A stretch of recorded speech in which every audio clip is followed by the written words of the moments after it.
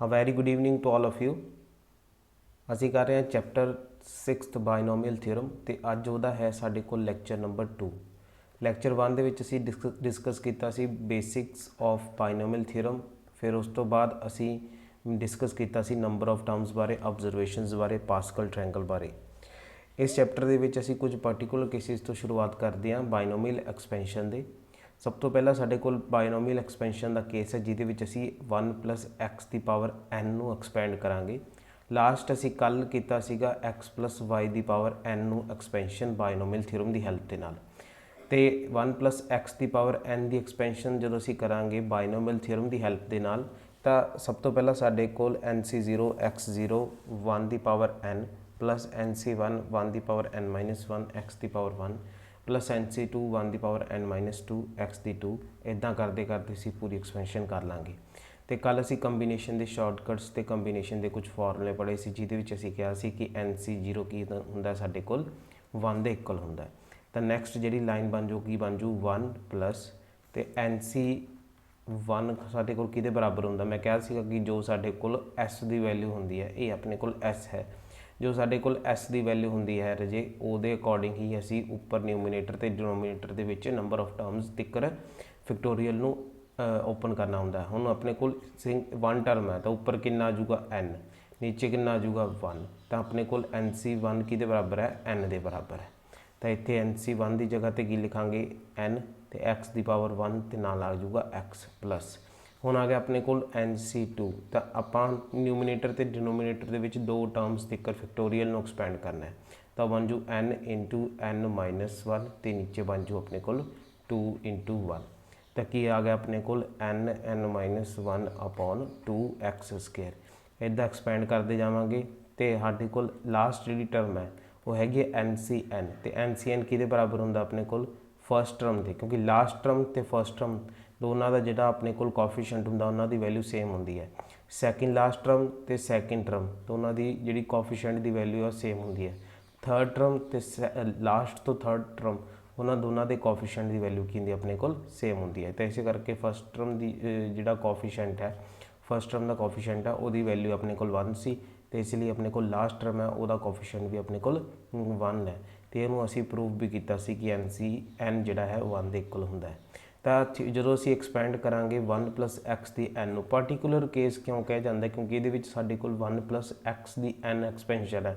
तो इस फॉर्म के साढ़े को होना चाहिए जो साडा एक्सप्रैशन है जोड़ा साडा वो इस फॉर्म च होना चाहिए 1 + x की x + y की पावर n वाली फॉर्म के साडे को एक्सप्रैशन होगा। तो उसके उपर जोड़ा पार्टिकुलर केस जोड़ा है वो सिमिलर नहीं होगा इस तरह है ना, वो एक्सपेंशन अलग होगी। तो ये पार्टिकुलर केस ने 1 + x की पावर n की एक्सपेंशन है। तो अपने को 1 + x की पावर n की एक्सपेंशन आ गई 1 + nx plus n-1/2 x² plus up to x की पावर n। अगर इस एक्सपेंशन तो असी बायनोमीअल कोफिशेंट की गल करिए, मैं इक्वेशन 1 लिख दिता, तुसी 1 इक्वेशन ध्यान नाल देखो। तो अगर असी गल करिए coefficient of first term t1 तो कादे बराबर आऊगा, वो बराबर आऊगा nc0। इत्थे बायनोमीअल कोफिशेंट की गल हो रही है कि binomial coefficient of first term is equal to nc0। तो nc0 कि बराबर अपने को 1 के इक्वल है। तो binomial coefficient of second term t2 की गल करिए तो वह कादे बराबर अपने को nc1 के इक्वल। तो nc1 को असी की लिखा सी n लिखा सी। इसी तरह बायनोमीअल कोफिशेंट ऑफ थर्ड टर्म साढ़े को कि बराबर है, वो बराबर है nc2 के जिन्हों असी n-1/2 लिखा सी। तो जदों असी बायनोमीअल कोफिशेंट टर्म्स के पता कर रहे हैं इसी तरह तुसी t4 भी लिख सकते हो, t5 भी लिख सकते हो ना। पर जे तुहानूं कह दिता जाए कि बायनोमीअल कोफिशेंट पता करो ऑफ t10 का बायनोमीअल कोफिशेंट पता करो तो तुसी किवें पता करोगे। तो असी की कीता इत्थे मैथड यूज़ किया ऑब्जरवेशन का। ऑब्जरवेशन का मैथड किस तरह, जो साडी फर्स्ट टर्म सी जिसनों असी t1 नाल रिप्रजेंट किया तो असी देखा भी nc इत्थे 0 सीगा, एक घट सीगा, इत्थे 1 है तो इत्थे की है 0। नैक्सट असी जो t2 फाइंड आउट करना सी इत्थे 2 है, इत्थे की है 1। जो असी t3 फाइंड आउट करना सी तो इत्थे 3 है, इत्थे की है 2 है। तो कहने का मतलब s की वैल्यू जी है एक घट है। तो जो असी t10 पता करना तो इत्थे कितना आजू nc9। ਤਾਂ ਇਹਦਾ ਮਤਲਬ ਸਾਨੂੰ ਕਿਸੇ ਵੀ ਟਰਮ ਦਾ ਬਾਇਨੋਮੀਅਲ ਕੋਫੀਸ਼ੀਐਂਟ ਪਤਾ ਕਰਨ ਲਈ ਕਹਿ ਦੇਣ ਤਾਂ ਅਸੀਂ ਜਿਹੜਾ ਬਹੁਤ ਈਜ਼ੀਲੀ ਆਬਜ਼ਰਵੇਸ਼ਨ ਦੀ ਹੈਲਪ ਦੇ ਨਾਲ ਉਸ ਨੂੰ ਲਿਖ ਸਕਦੇ ਹਾਂ। ਪਰ ਇੱਥੇ ਅਗਰ ਸਾਨੂੰ ਕਹਿ ਦੇਣ ਕਿ rth ਟਰਮ, ਕੋਈ ਵੀ rth ਟਰਮ ਹੈ ਉਹਦਾ ਤੁਸੀਂ ਬਾਇਨੋਮੀਅਲ ਕੋਫੀਸ਼ੀਐਂਟ ਪਤਾ ਕਰੋ, ਤਾਂ ਅਸੀਂ ਕਿਹਾ ਵੀ rth ਟਰਮ ਨੂੰ ਮੈਂ ਜਿਹੜਾ TR ਦੇ ਨਾਲ ਰਿਪਰੈਜ਼ੈਂਟ ਕੀਤਾ ਹੈ ਉਹ ਬਰਾਬਰ ਹੋਊਗਾ NC, ਤੇ ਇਹ ਆਪਣੇ ਕੋਲ ਜੇ R ਹੈ ਤਾਂ ਇਸ ਤੋਂ ਘੱਟ ਕੀ ਹੋਊਗਾ 1 ਹੋਊਗਾ। ਤਾਂ ਆਪਣੇ ਕੋਲ rth ਟਰਮ ਦਾ ਜਿਹੜਾ ਬਾਇਨੋਮੀਅਲ ਕੋਫੀਸ਼ੀਐਂਟ ਆ ਉਹ ਕੀ ਆ ਗਿਆ NCR -1। ਇਹ ਜ਼ਰੂਰੀ ਜਿਹੜਾ ਸਾਡੇ ਕੋਲ ਇੰਪੋਰਟੈਂਟ ਰਿਜ਼ਲਟ ਆ ਗਿਆ, ਕਿਉਂਕਿ ਸਾਨੂੰ ਐਗਜ਼ਾਮ ਦੇ ਵਿੱਚ ਕੀ ਪੁੱਛਿਆ ਜਾਊਗਾ, what is the coefficient of 27th term in the expansion of 1 + x ਦੀ ਪਾਵਰ ਸਮਥਿੰਗ ਐਲਸ, ਇੱਦਾਂ ਤੁਹਾਨੂੰ ਕਹਿ ਦੇਣਗੇ। ਤਾਂ ਉਸ ਕੇਸ ਦੇ ਵਿੱਚ ਤੁਹਾਨੂੰ ਆਹ ਫਾਰਮੂਲਾ ਜਿਹੜਾ ਡਾਇਰੈਕਟ ਯੂਜ਼ ਕਰਕੇ ਤੁਸੀਂ ਫਾਈਂਡ ਆਊਟ ਕਰ ਸਕਦੇ ਹੋ ਕਿਸੇ ਵੀ ਟਰਮ ਦਾ ਬਾਇਨੋਮੀਅਲ ਕੋਫੀਸ਼ੀਐਂਟ। ਤਾਂ ਇਹ ਸੀਗਾ ਆਪਣੇ ਕੋਲ ਫਸਟ ਜਿਹੜਾ ਰਿਜ਼ਲਟ। ਅਗਰ ਇੱਕ ਹੋਰ ਰਿਜ਼ਲਟ ਫਾਈਂਡ ਆਊਟ ਕਰੀਏ ਤਾਂ ਸਾਡੇ ਕੋਲ ਜੇ ਅਸੀਂ ਗੱਲ ਕਰੀਏ ਹੁਣ ਕੋਫੀਸ਼ੀਐਂਟ ਆਫ x ਦੀ ਪਾਵਰ 0, ਤੁਸੀਂ ਦੇਖੋ ਇੱਥੇ ਇੱਥੇ 1 ਹੈ ਤਾਂ 1 ਦੀ ਜਗ੍ਹਾ ਤੇ ਅਸੀਂ x ਦੀ ਪਾਵਰ 0 ਲਿਖ ਸਕਦੇ ਹਾਂ, ਕਿਉਂਕਿ ਇੱਥੇ ਹੈ ਵੀ x ਦੀ ਪਾਵਰ ਸਾਡੇ ਕੋਲ ਕੀ ਹੈ 0 ਹੈ, ਤੇ 1 ਦੀ ਪਾਵਰ ਇੱਥੇ ਕਿੰਨੀ ਹੈਗੀ, 1 ਦੀ ਪਾਵਰ ਹੈਗੀ ਹੈ n, ਠੀਕ ਹੈ ਜੀ। ਲੇਕਿਨ ਅਸੀਂ x ਦੀ ਪਾਵਰ 0 ਨੂੰ ਲਿਖਦੇ ਨਹੀਂ, 1 ਹੀ ਲਿਖ ਦਿੰਦੇ ਹਾਂ, ਕਿਉਂਕਿ ਸਾਨੂੰ ਪਤਾ ਹੈ ਐਕਸਪੈਂਸ਼ਨ ਕੀ ਬਣੂਗੀ NC0, ਫਿਰ ਉਸ ਤੋਂ ਬਾਅਦ 1 ਦੀ ਪਾਵਰ n -0 ਤੇ x ਦੀ ਪਾਵਰ ਕੀ ਆਊਗੀ 0। ਇਹ ਇਸ ਤਰ੍ਹਾਂ ਐਕਸਪੈਂਸ਼ਨ ਬਣਨੀ ਸੀ ਫਸਟ ਟਰਮ ਦੀ, ਪਰ ਅਸੀਂ ਕਿਉਂਕਿ ਸਾਨੂੰ ਪਤਾ x ਦੀ 0 ਕੀ ਹੁੰਦਾ 1 ਤੇ 1 ਦੀ ਪਾਵਰ n ਕੀ ਹੁੰਦਾ ਗਾ 1, ਤਾਂ ਇਸੇ ਕਰਕੇ ਸਿਰਫ ਅਸੀਂ NC0 ਲਿਖਿਆ ਸੀ ਡਾਇਰੈਕਟ ਨਾ ਉੱਪਰ, ਪਰ ਅਸੀਂ ਸਾਰਾ ਕੁਝ ਲਿਖਿਆ ਹੋਇਆ ਹੈਗਾ ਪਹਿਲੀ ਲਾਈਨ ਦੇ ਵਿੱਚ। ਤਾਂ ਹੁਣ ਅਸੀਂ ਅਗਰ ਦੇਖੀਏ ਕਿ ਕੋਫੀਸ਼ੀਐਂਟ ਆਫ x ਦੀ ਪਾਵਰ 0, ਕੋਫੀਸ਼ੀਐਂਟ ਆਫ x ਦੀ ਪਾਵਰ 0 ਸਾਡੇ ਕੋਲ ਕਿੰਨਾ ਆਏਗਾ, ਬਾਇਨੋਮੀਅਲ ਕੋਫੀਸ਼ੀਐਂਟ ਆਫ x ਦੀ ਪਾਵਰ 0 ਕਿੰਨਾ ਆਏਗਾ, ਉਹ ਆਏਗਾ NC0। ਤੇ ਫਿਰ ਅਸੀਂ ਗੱਲ ਕਰੀਏ ਬਾਇਨੋਮੀਅਲ ਕੋਫੀਸ਼ੀਐਂਟ ਆਫ x ਦੀ ਪਾਵਰ 1, ਉਹਦਾ ਕੋਫੀਸ਼ੀਐਂਟ ਕਿੰਨਾ ਆਏਗਾ, x ਦੀ ਪਾਵਰ 1 ਦੇ ਨਾਲ ਬਾਇਨੋਮੀਅਲ ਕੋਫੀਸ਼ੀਐਂਟ ਕਿੰਨਾ ਹੈ, ਉਹ ਹੈਗਾ ਆਪਣੇ ਕੋਲ NC1। ਤੇ ਫਿਰ ਅਸੀਂ ਬਾਇਨੋਮੀਅਲ ਕੋਫੀਸ਼ੀਐਂਟ ਆਫ x ਦੀ ਪਾਵਰ 2 ਕਿੰਨਾ ਆਏਗਾ, ਉਹ ਆਪਣੇ ਕੋਲ x ਦੀ ਪਾਵਰ 2 ਆ ਰਿਹਾ, ਤਾਂ ਉਹਦਾ ਬਾਇਨੋਮੀਅਲ ਕੋਫੀਸ਼ੀਐਂਟ ਦੇਖੋ ਉਹ ਆਇਆ ਆਪਣੇ ਕੋਲ NC2। ਇਸੇ ਤਰ੍ਹਾਂ ਜੇ ਤੁਹਾਨੂੰ ਕਹਿ ਦੇਣ ਕਿ ਤੁਸੀਂ ਬਾਇਨੋਮੀਅਲ ਕੋਫੀਸ਼ੀਐਂਟ ਪਤਾ ਕਰੋ T9th ਟਰਮ ਦਾ, x ਦੀ ਪਾਵਰ 9 ਦਾ ਜੇ ਬਾਇਨੋਮੀਅਲ ਕੋਫੀਸ਼ੀਐਂਟ ਪਤਾ ਕਰਨਾ ਹੋਵੇ, ਕਿਉਂਕਿ ਸਾਨੂੰ x ਦੀ 2 ਪਤਾ, x ਦੀ 3 ਪਤਾ, ਇਹ ਸਾਰੇ ਲਿਖ ਗਏ, ਲੇਕਿਨ ਸਾਨੂੰ ਵਿੱਚੋਂ ਡਾਇਰੈਕਟ ਪੁੱਛ ਲਿਆ ਵੀ ਤੁਸੀਂ x ਦੀ ਪਾਵਰ 9 ਦਾ ਬਾਇਨੋਮੀਅਲ ਕੋਫੀਸ਼ੀਐਂਟ ਦੱਸੋ, ਤਾਂ ਤੁਸੀਂ ਕੀ ਕਹੋਗੇ, ਤੁਸੀਂ ਕਹੋਗੇ ਵੀ ਅਸੀਂ ਆਬਜ਼ਰਵੇਸ਼ਨ ਦੇ ਨਾਲ ਦੱਸ ਸਕਦੇ ਹਾਂ। ਕਿਸ ਤਰ੍ਹਾਂ, ਜਦੋਂ x ਦੀ ਪਾਵਰ 0 ਸੀ ਤਾਂ ਇੱਥੇ s ਦੀ ਵੈਲਿਊ ਵੀ 0 ਹੈ, ਜਦੋਂ x ਦੀ ਪਾਵਰ 1 ਸੀ ਤਾਂ ਇੱਥੇ s ਦੀ ਪਾਵਰ ਵੀ 1 ਹੈ, ਜਦੋਂ x ਦੀ ਪਾਵਰ 2 ਸੀ ਤਾਂ ਇੱਥੇ s ਦੀ ਪਾਵਰ ਵੀ 2 ਹੈ। ਤਾਂ ਅਸੀਂ ਕਹਾਂਗੇ ਵੀ ਜਦੋਂ ਇਹ x ਦੀ ਪਾਵਰ 9 ਹੈ ਤਾਂ ਆਪਾਂ ਕਹਾਂਗੇ ਇਹਨੂੰ ਅਸੀਂ ਲਿਖ ਸਕਦੇ ਹਾਂ NC9। ਤਾਂ ਇਸੇ ਤਰ੍ਹਾਂ ਅਸੀਂ ਬਾਇਨੋਮੀਅਲ ਕੋਫੀਸ਼ੀਐਂਟ ਜਿਹੜਾ ਉਹ ਪਤਾ ਕਰ ਸਕਦੇ ਹਾਂ x ਦੀ ਪਾਵਰ r ਦਾ, x ਦੀ ਪਾਵਰ r ਦਾ ਬਾਇਨੋਮੀਅਲ ਕੋਫੀਸ਼ੀਐਂਟ ਫਿਰ ਕਿਹਦੇ ਬਰਾਬਰ ਆਊਗਾ, ਉਹ ਬਰਾਬਰ ਆਊਗਾ NCR ਦੇ। ਤਾਂ ਇਹ ਦੋ ਰਿਜ਼ਲਟ ਜਿਹੜੇ ਨੇ ਸਾਡੇ ਕੋਲ ਬਹੁਤ ਹੀ ਇੰਪੋਰਟੈਂਟ ਨੇ, ਜਿਹਦੇ ਵਿੱਚ ਸਾਡੇ ਕੋਲ ਜਾਂ ਤਾਂ ਕਿਸੇ ਟਰਮ ਦਾ ਕੋਫੀਸ਼ੀਐਂਟ ਬਾਇਨੋਮੀਅਲ ਕੋਫੀਸ਼ੀਐਂਟ ਪੁੱਛ ਸਕਦੇ ਆ, ਜਾਂ ਫਿਰ x ਦੀ ਪਾਵਰ ਸਮਥਿੰਗ r ਦਾ ਸਾਡੇ ਕੋਲ ਬਾਇਨੋਮੀਅਲ ਕੋਫੀਸ਼ੀਐਂਟ ਪੁੱਛਿਆ ਜਾ ਸਕਦਾ ਹੈ। ਤਾਂ ਇਹਨਾਂ ਨੂੰ ਮੈਂ ਰਿਜ਼ਲਟ ਦੇ ਵਿੱਚ ਲਿਖ ਦਿੱਤਾ ਸੀ ਕਿ ਦਾ ਕੋਫੀਸ਼ੀਐਂਟ ਆਫ x ਦੀ power r in the expansion of 1 + x ਦੀ ਪਾਵਰ n ਇਜ਼ NCR। ਫਿਰ ਸੈਕਿੰਡ ਮੈਂ ਰਿਜ਼ਲਟ ਲਿਖਿਆ ਸੀ the coefficient of rth term in the expansion of 1 + x ਦੀ ਪਾਵਰ n is NCR -1। ਕੱਲ੍ਹ ਦੇ lecture ਦੇ ਵਿੱਚ ਅਸੀਂ ਜਿੰਨੀ ਵੀ ਐਕਸਪੈਂਸ਼ਨ ਕੀਤੀ ਸੀ ਉਹ ਕੀਤੀ ਸੀ x ਦੀ ਪਾਵਰ x + y ਦੀ ਪਾਵਰ n, ਲੇਕਿਨ ਅੱਜ ਅਸੀਂ ਐਕਸਪੈਂਸ਼ਨ ਜਿਹੜੀ ਸਾਡਾ ਪਰਟੀਕੂਲਰ ਕੇਸ ਹੈ, ਸਪੈਸ਼ਲ ਕੇਸ ਬੋਲ ਲਓ, ਉਹਦੇ ਵਿੱਚ ਅਸੀਂ x - y ਦੀ ਪਾਵਰ n ਨੂੰ ਐਕਸਪੈਂਡ ਕਰ ਰਹੇ ਹਾਂ। ਇਸ ਨੂੰ ਕਿਸ ਤਰ੍ਹਾਂ ਲਿਖਿਆ ਗਿਆ, ਵੈਸੇ ਤਾਂ ਰਾਜੇ ਸਾਡੇ ਕੋਲ x + y ਦੀ ਪਾਵਰ n ਦੀ ਹੀ ਐਕਸਪੈਂਸ਼ਨ ਹੁੰਦੀ ਹੈਗੀ, ਲੇਕਿਨ ਅਸੀਂ ਕੀ ਕਰਦੇ ਹਾਂ, ਅਸੀਂ y ਦੀ ਜਗ੍ਹਾ ਤੇ -y ਲਿਖ ਦਿੰਦੇ ਹਾਂ। ਜਦੋਂ ਅਸੀਂ y ਦੀ ਜਗ੍ਹਾ ਤੇ -y ਲਿਖਾਂਗੇ ਤਾਂ ਅਸੀਂ ਇਸ ਨੂੰ ਕੀ ਲਿਖ ਸਕਦੇ ਹਾਂ, x + y ਦੀ ਜਗ੍ਹਾ ਤੇ ਕੀ ਲਿਖਤਾ -y, ਤੇ ਇਹਨਾਂ ਦੀ ਹੋਲ ਪਾਵਰ ਕੀ ਆ ਜੂਗੀ ਆਪਣੇ ਕੋਲ n। ਤੇ ਇਸ ਨੂੰ ਅਸੀਂ ਫਰਦਰ ਲਿਖਣਾ ਹੋਵੇ ਤਾਂ ਅਸੀਂ ਕੀ ਲਿਖ ਸਕਦੇ ਹਾਂ, x - y ਦੀ ਪਾਵਰ n। ਤਾਂ ਕੁਝ ਨਹੀਂ ਕੀਤਾ, ਜਸਟ ਅਸੀਂ y ਦੀ ਜਗ੍ਹਾ ਦੇ ਉੱਪਰ -y ਨੂੰ ਚੇਂਜ ਕਰਕੇ ਬਾਇਨੋਮੀਅਲ ਥਿਊਰਮ ਇਸ ਐਕਸਪੈਂਸ਼ਨ ਉੱਪਰ ਅਪਲਾਈ ਕਰਤੀ।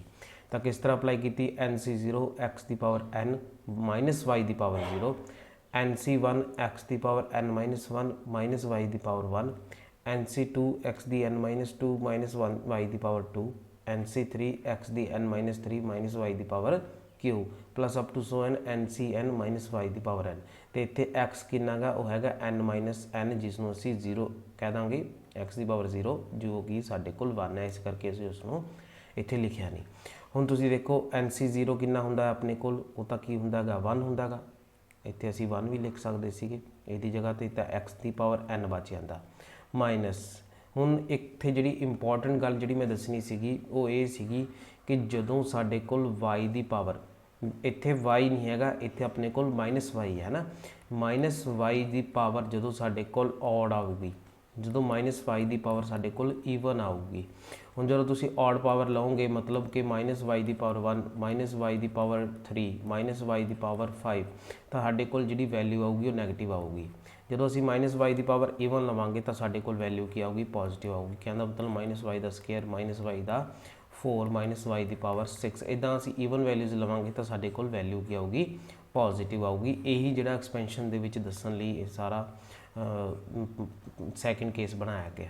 ਤਾਂ ਜਦੋਂ ਸਾਡੇ ਕੋਲ -y ਦੀ ਪਾਵਰ 0 ਸੀ ਤਾਂ ਆਪਣੇ ਕੋਲ ਕੀ ਆ ਗਿਆ, +1 ਆ ਗਿਆ। ਇਹਦੇ ਲਈ ਤਾਂ ਅਸੀਂ ਸਾਡੇ ਕੋਲ ਐਕਸਪੈਂਸ਼ਨ ਦਾ ਫਸਟ ਟਰਮ ਆ ਗਈ। ਉਸ ਤੋਂ ਬਾਅਦ ਅਸੀਂ ਜਦੋਂ ਦੇਖਿਆ ਵੀ -y ਦੀ ਪਾਵਰ 1 ਆਊਗੀ ਸੈਕਿੰਡ ਟਰਮ ਦੇ ਵਿੱਚ, ਤਾਂ ਇੱਥੇ ਨੈਗੇਟਿਵ ਸਾਈਨ ਆ ਗਿਆ ਦੇਖੋ। ਤਾਂ ਨੈਗੇਟਿਵ ਸਾਈਨ ਕਦੋਂ ਆਊਗਾ, ਜਦੋਂ ਆਪਣੇ ਕੋਲ ਔਡ ਟਰਮਸ ਹੋਣਗੀਆਂ, ਔਡ ਪਾਵਰ ਹੋਣਗੀਆਂ। ਠੀਕ ਹੈ ਜੀ, ਇਹ ਫਸਟ ਟਰਮ ਹੈ T1, ਇਹ T2 ਹੈ, ਇਹ T3 ਹੈ, ਇਹ T4 ਹੈ। ਤਾਂ ਸਾਡੇ ਕੋਲ ਮਾਈਨਸ ਪਾਵਰ ਕਦੋਂ ਆਊਗੀ, ਜਦੋਂ ਸਾਡੇ ਕੋਲ ਈਵਨ ਟਰਮਸ ਨੇ। ਲੇਕਿਨ ਅਗਰ ਗੱਲ ਕਰੀਏ ਪਾਵਰ ਦੀ ਤਾਂ -1 ਕਦੋਂ ਆਊਗੀ, ਜੋ ਸਾਡੇ ਕੋਲ ਔਡ ਟਰਮਸ ਨੇ। ਤਾਂ ਉਲਝਣਾ ਨਹੀਂ ਹੈ, ਬਸ ਇੰਨਾ ਕੁ ਪਤਾ ਹੋਣਾ ਚਾਹੀਦਾ ਤੁਹਾਨੂੰ ਵੀ ਆਪਾਂ ਜਦੋਂ ਐਕਸਪੈਂਸ਼ਨ ਕਰਾਂਗੇ ਕਿਸੇ ਵੀ x -y ਦੀ ਪਾਵਰ n ਦੀ ਐਕਸਪ੍ਰੈਸ਼ਨ ਦੀ, ਤਾਂ ਸਾਨੂੰ ਪਤਾ ਹੋਣਾ ਚਾਹੀਦਾ ਕਿ ਜਦੋਂ ਸਾਡੇ ਕੋਲ ਪਾਵਰਸ ਜਿਹੜੀ ਹੈਗੀ ਉਹ ਔਡ ਆਊਗੀ ਤਾਂ ਸਾਡੇ ਕੋਲ ਨੈਗੇਟਿਵ ਆਊਗਾ ਉਸ ਟਰਮ ਦੇ ਵਿੱਚ ਸਾਈਨ, ਤੇ ਜਦੋਂ ਸਾਡੇ ਕੋਲ -y ਦੀ ਪਾਵਰ ਈਵਨ ਆਊਗੀ ਤਾਂ ਸਾਡੇ ਕੋਲ ਪੋਜ਼ਿਟਿਵ ਆਊਗਾ ਉਸ ਟਰਮ ਦਾ ਸਾਈਨ। ਠੀਕ ਹੈ ਜੀ, ਤਾਂ ਫਸਟ ਟਰਮ ਸਾਡੇ ਕੋਲ T1 ਹੈ, ਇਹ T2 ਹੈ ਟਰਮ ਸਾਡੇ ਕੋਲ, ਇਹ T3 ਟਰਮ ਹੈ, ਇਹ T4 ਟਰਮ ਹੈ। ਤਾਂ ਤੁਹਾਨੂੰ ਪੁੱਛਿਆ ਜਾਵੇ ਵੀ ਇਸ ਐਕਸਪੈਂਸ਼ਨ ਦੇ ਵਿੱਚ T2 ਟਰਮ ਦਾ ਸਾਈਨ ਕੀ ਹੈ, ਤਾਂ ਤੁਸੀਂ ਕਹੋਗੇ ਨੈਗੇਟਿਵ ਸਾਈਨ ਹੈ, ਕਿਉਂਕਿ ਤੁਹਾਨੂੰ ਐਕਸਪੈਂਸ਼ਨ ਜਿਹੜੀ ਹੈ ਪੂਰੀ ਮਾਈਂਡ ਦੇ ਵਿੱਚ ਪਿਕਚਰ ਬਣੀ ਹੋਈ ਹੈ ਉਸ ਚੀਜ਼ ਦੀ। ਤਾਂ ਤੁਸੀਂ ਇਸ ਚੀਜ਼ ਨੂੰ ਜਿਹੜਾ ਧਿਆਨ ਰੱਖਣਾ ਹੈ, ਇਸ ਐਕਸਪੈਂਸ਼ਨ ਦੇ ਵਿੱਚ ਅਸੀਂ ਸਿਰਫ y ਦੀ ਜਗ੍ਹਾ ਤੇ -y ਨੂੰ ਲਿਖ ਦਿੱਤਾ। ਇਸ ਦੇ ਵਿੱਚ ਅਗਰ ਤੁਸੀਂ ਇੱਕ ਹੋਰ ਆਬਜ਼ਰਵੇਸ਼ਨ ਕਰੋ ਤਾਂ ਤੁਸੀਂ ਦੇਖੋਗੇ ਕਿ ਪਹਿਲੀ ਟਰਮ ਦਾ ਸਾਈਨ ਪੋਜ਼ਿਟਿਵ ਹੈ, ਫਿਰ ਨੈਗੇਟਿਵ ਹੈ, ਫਿਰ ਪੋਜ਼ਿਟਿਵ ਹੈ, ਫਿਰ ਨੈਗੇਟਿਵ ਹੈ, ਫਿਰ ਪੋਜ਼ਿਟਿਵ, ਫਿਰ ਨੈਗੇਟਿਵ, ਫਿਰ ਪੋਜ਼ਿਟਿਵ। ਤੇ ਜਿਹੜੀ ਸਾਡੇ ਕੋਲ ਲਾਸਟ ਟਰਮ ਹੈ ਇਸ ਦੇ ਵਿੱਚ ਅਸੀਂ -1 ਦੀ ਪਾਵਰ n ਲਿਖੀ ਹੋਈ ਹੈ। ਕਹਿਣ ਦਾ ਮਤਲਬ ਸਾਡੇ ਕੋਲ ਜੇ x -y ਦੀ ਕਿਊਬ ਦੀ ਐਕਸਪੈਂਸ਼ਨ ਕਰਨੀ ਹੋਵੇ ਤਾਂ ਉਹ ਬਰਾਬਰ ਹੋਊਗੀ ਸਾਡੇ ਕੋਲ x³ ਦੇ। ਫਿਰ ਉਸ ਤੋਂ ਬਾਅਦ ਸਾਡੇ ਕੋਲ ਪਹਿਲਾਂ ਕੀ ਹੈ ਪੋਜ਼ਿਟਿਵ, ਫਿਰ ਕੀ ਆਊਗੀ ਨੈਗੇਟਿਵ। ਤੇ ਸਾਨੂੰ ਇਹ ਵੀ ਪਤਾ ਹੈ ਵੀ x ਦਾ ਜਿਹੜੀ ਪਾਵਰ ਹੈ ਉਹ ਘਟਦੀ ਜਾਂਦੀ ਹੈ ਤੇ y ਦੀ ਪਾਵਰ ਵੱਧਦੀ ਜਾਂਦੀ ਹੈ, ਤੇ ਇੱਥੇ ਆਪਣੇ ਕੋਲ ਕਿੰਨਾ ਆ ਜਾਊਗਾ 3 ਆ ਜਾਊਗਾ, ਕਿਉਂਕਿ ਮੈਂ ਤੁਹਾਨੂੰ ਕਿਹਾ ਸੀਗਾ ਕਿ x ਦੀ ਪਾਵਰ x + y ਦੀ ਪਾਵਰ 5 ਤੱਕ ਜਿਹੜਾ ਯਾਦ ਰੱਖਣਾ ਐਕਸਪੈਂਸ਼ਨ ਨੂੰ। ਹੁਣ ਮੈਂ ਇਸ ਬਾਰੇ ਦੱਸ ਰਿਹਾ ਕਿ -1 ਦੀ ਪਾਵਰ n ਦੇ ਰੱਖਿਆ, ਤਾਂ ਇਹਦੇ ਨਾਲ ਕੀ ਹੋਊਗਾ ਅਗਰ n ਸਾਡੇ ਕੋਲ ਔਡ ਜਾਂ ਈਵਨ ਆ ਜਾਏ ਤਾਂ ਉਹਦੇ ਨਾਲ ਕੀ ਫਰਕ ਪੈਂਦਾ। ਹੁਣ ਦੇਖੋ x ਦੀ ਪਾਵਰ ਕਿਊਬ ਆ ਗਈ, ਮਾਈਨਸ ਆਊਗਾ ਕਿਉਂਕਿ ਅਲਟਰਨੇਟ ਸਾਈਨ ਲੱਗ ਰਹੇ ਨੇ। ਤੁਸੀਂ ਆਬਜ਼ਰਵ ਕਰੋਗੇ ਤਾਂ ਆਪਣੇ ਕੋਲ ਕੀ ਨੇ, ਅਲਟਰਨੇਟ ਸਾਈਨ ਨੇ। ਜਦੋਂ x -y ਦੀ n ਦੀ ਐਕਸਪੈਂਸ਼ਨ ਕਰ ਰਿਹਾ ਤਾਂ plus minus plus minus plus minus ਇੱਦਾਂ।